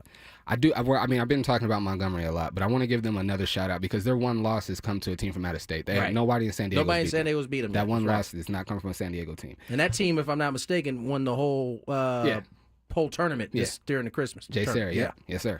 So they lost to the champs. Montgomery plays Olympian on Friday. Olympian is the team that I was talking about. They got that no nonsense coach that makes them play the right way, and it's because of that. I mean, they're a very talented team as well, but it's because of that I think this matchup is gonna be very interesting. It has honestly, with all due respect to Olympian, Montgomery could really put it on them. It could turn into that. Yeah. But I think the way Olympian's coach is going to have them prepared, how scrappy they are, how hard they play. They can make it ugly. They can make it not even necessarily make it ugly. Just Montgomery overwhelms people with their defense, and their offense is so methodical that like they'll take up the whole 35-second shot clock. Just wear you down. Yeah, and I believe that because of their coaching and how tough and how gritty they are, I believe that defense that overpowers people that Montgomery has, I don't know if it's going to overpower Olympian. I think they'll be able to withstand it, and I think because of that reason, it's going to make for a pretty interesting matchup. Last week, you kind of teased a showcase that you have put together with Full Time Hoops. Yes. Over the past couple of years, sounds like we got a gym now. Yes, we have a gym. We have a location for the 3rd annual Flicks vs. Full Time Showcase. It's going to be at Logan Memorial in the Southeast San Diego. It's a beautiful gym, brand new gym, just been built. Really a hidden gym in San Diego. I had only seen it on Instagram. I was put in contact with my guy Tony Jackson, the head coach over there. Real quick, by the way, shout out to all of the San Diegans that hopped on the page and were offering up gyms. I mean, I saw it with my own eyes. I got on there. I saw a couple people was like, "Hey, I got a gym for you. Hit my DM." It sounds like you got one. That's that was awesome. Amazing. And again, that's just a shout out to the basketball community we have here. It really is. Our community is really tight knit. We have our little beefs here and there because everybody's competitive and everybody wants to be on top. But when it's all said and done, the San Diego basketball community is very tight knit, and we hold each other down. That's without a question. But Logan Memorial, like I was saying, it's beautiful gym. It's all the newer gyms. They got the big bright LEDs in there, so it's bright. It's very, very well lit. It's good lighting for exactly. What you do. Exactly. That's one of the things that I look into first. I look at like the stands and how I want that, and then the lighting. It's a big thing for me. Smoking like a true photographer.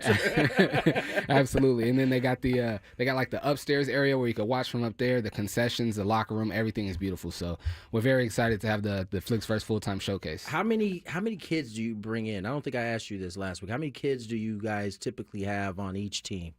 We want to do no more than 15. I kind of want to leave it at just 12, but I want to give at least 30 kids the opportunity to be a part of the game. You know now, what I mean? Do you get some of the high school coaches to coach these games? Yeah. So the first year we had the La Jolla Country Day coach and the host coach from Coronado coached, and then last year. My good friend Heather, the Heather Experience, one of the dopest photographers here in San Diego. She was like, no, how about you and full time coach? Like, no, you guys sit on the bench with your teams, and we did that, and it was cool. But I'd rather have coaches do it so I could be over there with my team and hype them up, but still move around with my camera, talk to the crowd, and still do my thing. So to answer the question, we will have coaches back this year. I'm not sure how I want to pick those. The first year my idea was whoever wins the Open Division Championship, that coach gets to coach. I like that. And then the host gym. That coach gets to coach. Yeah. So we'll figure it out. But yeah, we are going to have some coaches, all of that. Also, what we didn't do last year, I want to have what we haven't done in the first 2 years. I want to have cheerleaders there. Each game that I've been going to, I've been like, yo, these cheer teams are really like they should. They bring the excitement. And some of them, they got the cheer squad in the stands where they stomping on the floor and they clapping super loud, and it just brings a different energy. I was like, you know what, we need that at the showcase. So I've had my eye on a few. I think we're gonna have a two cheer squads, one for the Flicks team and one for the full time team this year. Okay, Michael Flicks joins us here. Gwynn and Chris, last segment of the day, just kind of previewing high school basketball here in San Diego for this week's games. Mike, you get out to see a ton of games. I'm sure you, at this point, have a list, or at least have some in your mind, some of the tougher gyms for opponents to come in and try to win a ball game. Yes, St. Augustine, the Pit. Their rowdy crowd is literally called the Pit. Some games they always coordinated, but a lot of the times they wear all black, and they sit right behind the so the court that St. Augustine sits on to shoot. I'm sorry, the basket that St. Augustine shoots on in the first half, the pit sits behind that basket. So in the second half, the away team is shooting on that gym, and they're back there going crazy. They put up curtains. They open the curtain, and dude to be up there with his shirt off like he's taking a shower. And they'll have like the football team hold up a surfboard. They'll have a dude on the surfboard, like in the stands, like in the crowd, and they go hard. So St. Augustine's one of them. Gotta give it to Cathedral. They're always loud and proud and really crazy. Patrick Henry, believe it or not, whenever I go there, they're always really, really rowdy. Let's see who else. La Costa Canyon, naturally. Yo, yes. Oh, yes. That's my high school. They are La Costa Canyon, and They've always had a pretty good fan base. Because we're good people. Right. I hadn't been there for a while. They had a player named Christian Brown who was really good. I filmed him, I want to say 2 years ago, and up until before filming him, I hadn't been there for a few years. And I played against La Costa Canyon. I remember the Chase Budinger days. Like I remember all that, and I just hadn't been there for a while. And when I got in there, I was like, "This La Costa Canyon, true to form." They were the first, I feel like, of the gyms that kind of had their gym below ground. It felt like it. We did. And then it felt like everybody else started when they built a new gym. They started kind of putting that. Cathedral has one now. You mentioned Saints; they got theirs. I thought La Costa was like one of the first ones to kind of have that gym where you can have people like looking down in there. There's plenty of space in that gym too. It's not small at all, because I know some of these high school gyms are kind of like shoved in there because there's no space. But this gym is huge. All right, I'll put you on the spot. We got a few minutes left. I got to throw Torrey Pines in there too. Yeah, like some gyms are loud and it's just loud, but there's other gyms that are tough to play in. The ones I've been naming, they're tough to play in. Torrey's tough to play in. That it always reminded me of a dungeon. It just seemed dark in there. That's good. The ball doesn't like bounce up the way you think it should. At least back when I was playing, it was 20 years ago at this point. All right, you've highlighted quite a few players. Now I'm gonna put you on the spot here. I know you're probably gonna irritate some people. Okay, let's do it. I just got a text from my buddy who's a teacher, or one of the coaches at Patrick Henry. He said nothing like the OG hecklers in the referee jersey. That takes it back to Valhalla. Those days they used to have guys on the sideline, full referee jerseys. They used to get after it a little bit. All right, give me your top 5 players in this county. Top 5 players in the county. 1 through 5. This is everybody likes a top 5 list. I'm going to go Jake Hall at number 1. JJ Sanchez at number 2. Give me the school name. Jake Hall from Carlsbad at number 1. JJ Sanchez from Montgomery at number 2. Oh, man. It gets tricky. It does. I'm trying to think of everyone. Yeah, I'm going to make some people mad with this. Those are for sure the number 1 and number 2. Are those two? Is there really a close third? After those two are the guys right there in the county. Yeah, yes, for sure. Because of what he's been doing this year, I gotta put Pablo from Mission Bay in there. He's hooping. He's going crazy. He's hooping right now. I gotta put him at number 3. Let me go with PJ from Cathedral. My man. I put him at number 4. And this is subject to change. This is based on up till this point. I might see things that may change this. That was 4 people, That's right? 4 right there. And then number 5, Jaden Bales. Okay. Jaden Bales from St. Augustine. Jaden Bales, I could probably put him at number 3 or 4 actually, but you know what? Actually, 1 and 2. That's 1 and 2. The other 3 is in no particular order. But that's my top 5. That's my top 5 right there. Fair enough. Michael, appreciate you as always. Oh, man, my pleasure. Thank you for having me, man. Spending some time. This is the highlight of my Wednesday, man. I love being here. We enjoy you, man. I mean, Yes. I think we've said it before. I think it's important that we continue to try to highlight this part of San Diego that I don't think gets enough coverage. Not enough people talking about the Hoopers out here. So.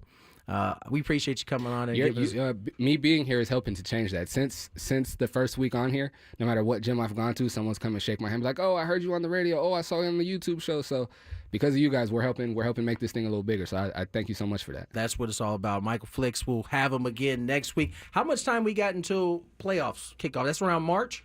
Yeah, right around March. We got about like 8 weeks. Okay. Yeah, about 8 weeks or so. You're gonna get to hear him. Moving forward until we get to that point, Mike, as always, appreciate you. My pleasure. Skraby, we still got a couple minutes. Looks like this Knicks game is tightened up 85-85 right now as they end the third quarter. For those who may have missed it, the Ravens reclaim Deontay Johnson, who they released, I feel like 3 weeks ago. It wasn't that long. He's on his fourth team in like 3 weeks. He was busy pouting in the Texans locker room after they won a playoff game. They got him up out of there real quick. He was like, "Oh, you know what? I didn't get more than 3 catches. I hate this place." Other news: Padres are, they made some signs. We talked about it. JB Wendelken. Not the signing we want. Not the signing we want. I think we're all waiting on that Roki Sasaki news. I have a Buster Posey tweet for the Skraby show. Or not Buster Posey, sorry. Buster only. I was about to say, what is Buster tweeting No, Buster's got nothing about Roki. He's already been told no. But I have a tweet from Buster only that was sent a little bit earlier in the day, but he kind of backtracks a little bit, because remember when he was always like, it's Dodgers, and it's Dodgers, and it's Dodgers, and it's Dodgers. Well, now he's kind of opening the door for something else. Listen, I don't think anybody who was saying the Dodgers was just saying that because that's the thing to say. There's nobody who knows anything right now. If they turned out to be right, of course, they're going to be like, I told you. Yeah. But they didn't know even if they turned out to be right. True. You hear the music. That means it's time to roll out Skraby Chronicles. Roll out.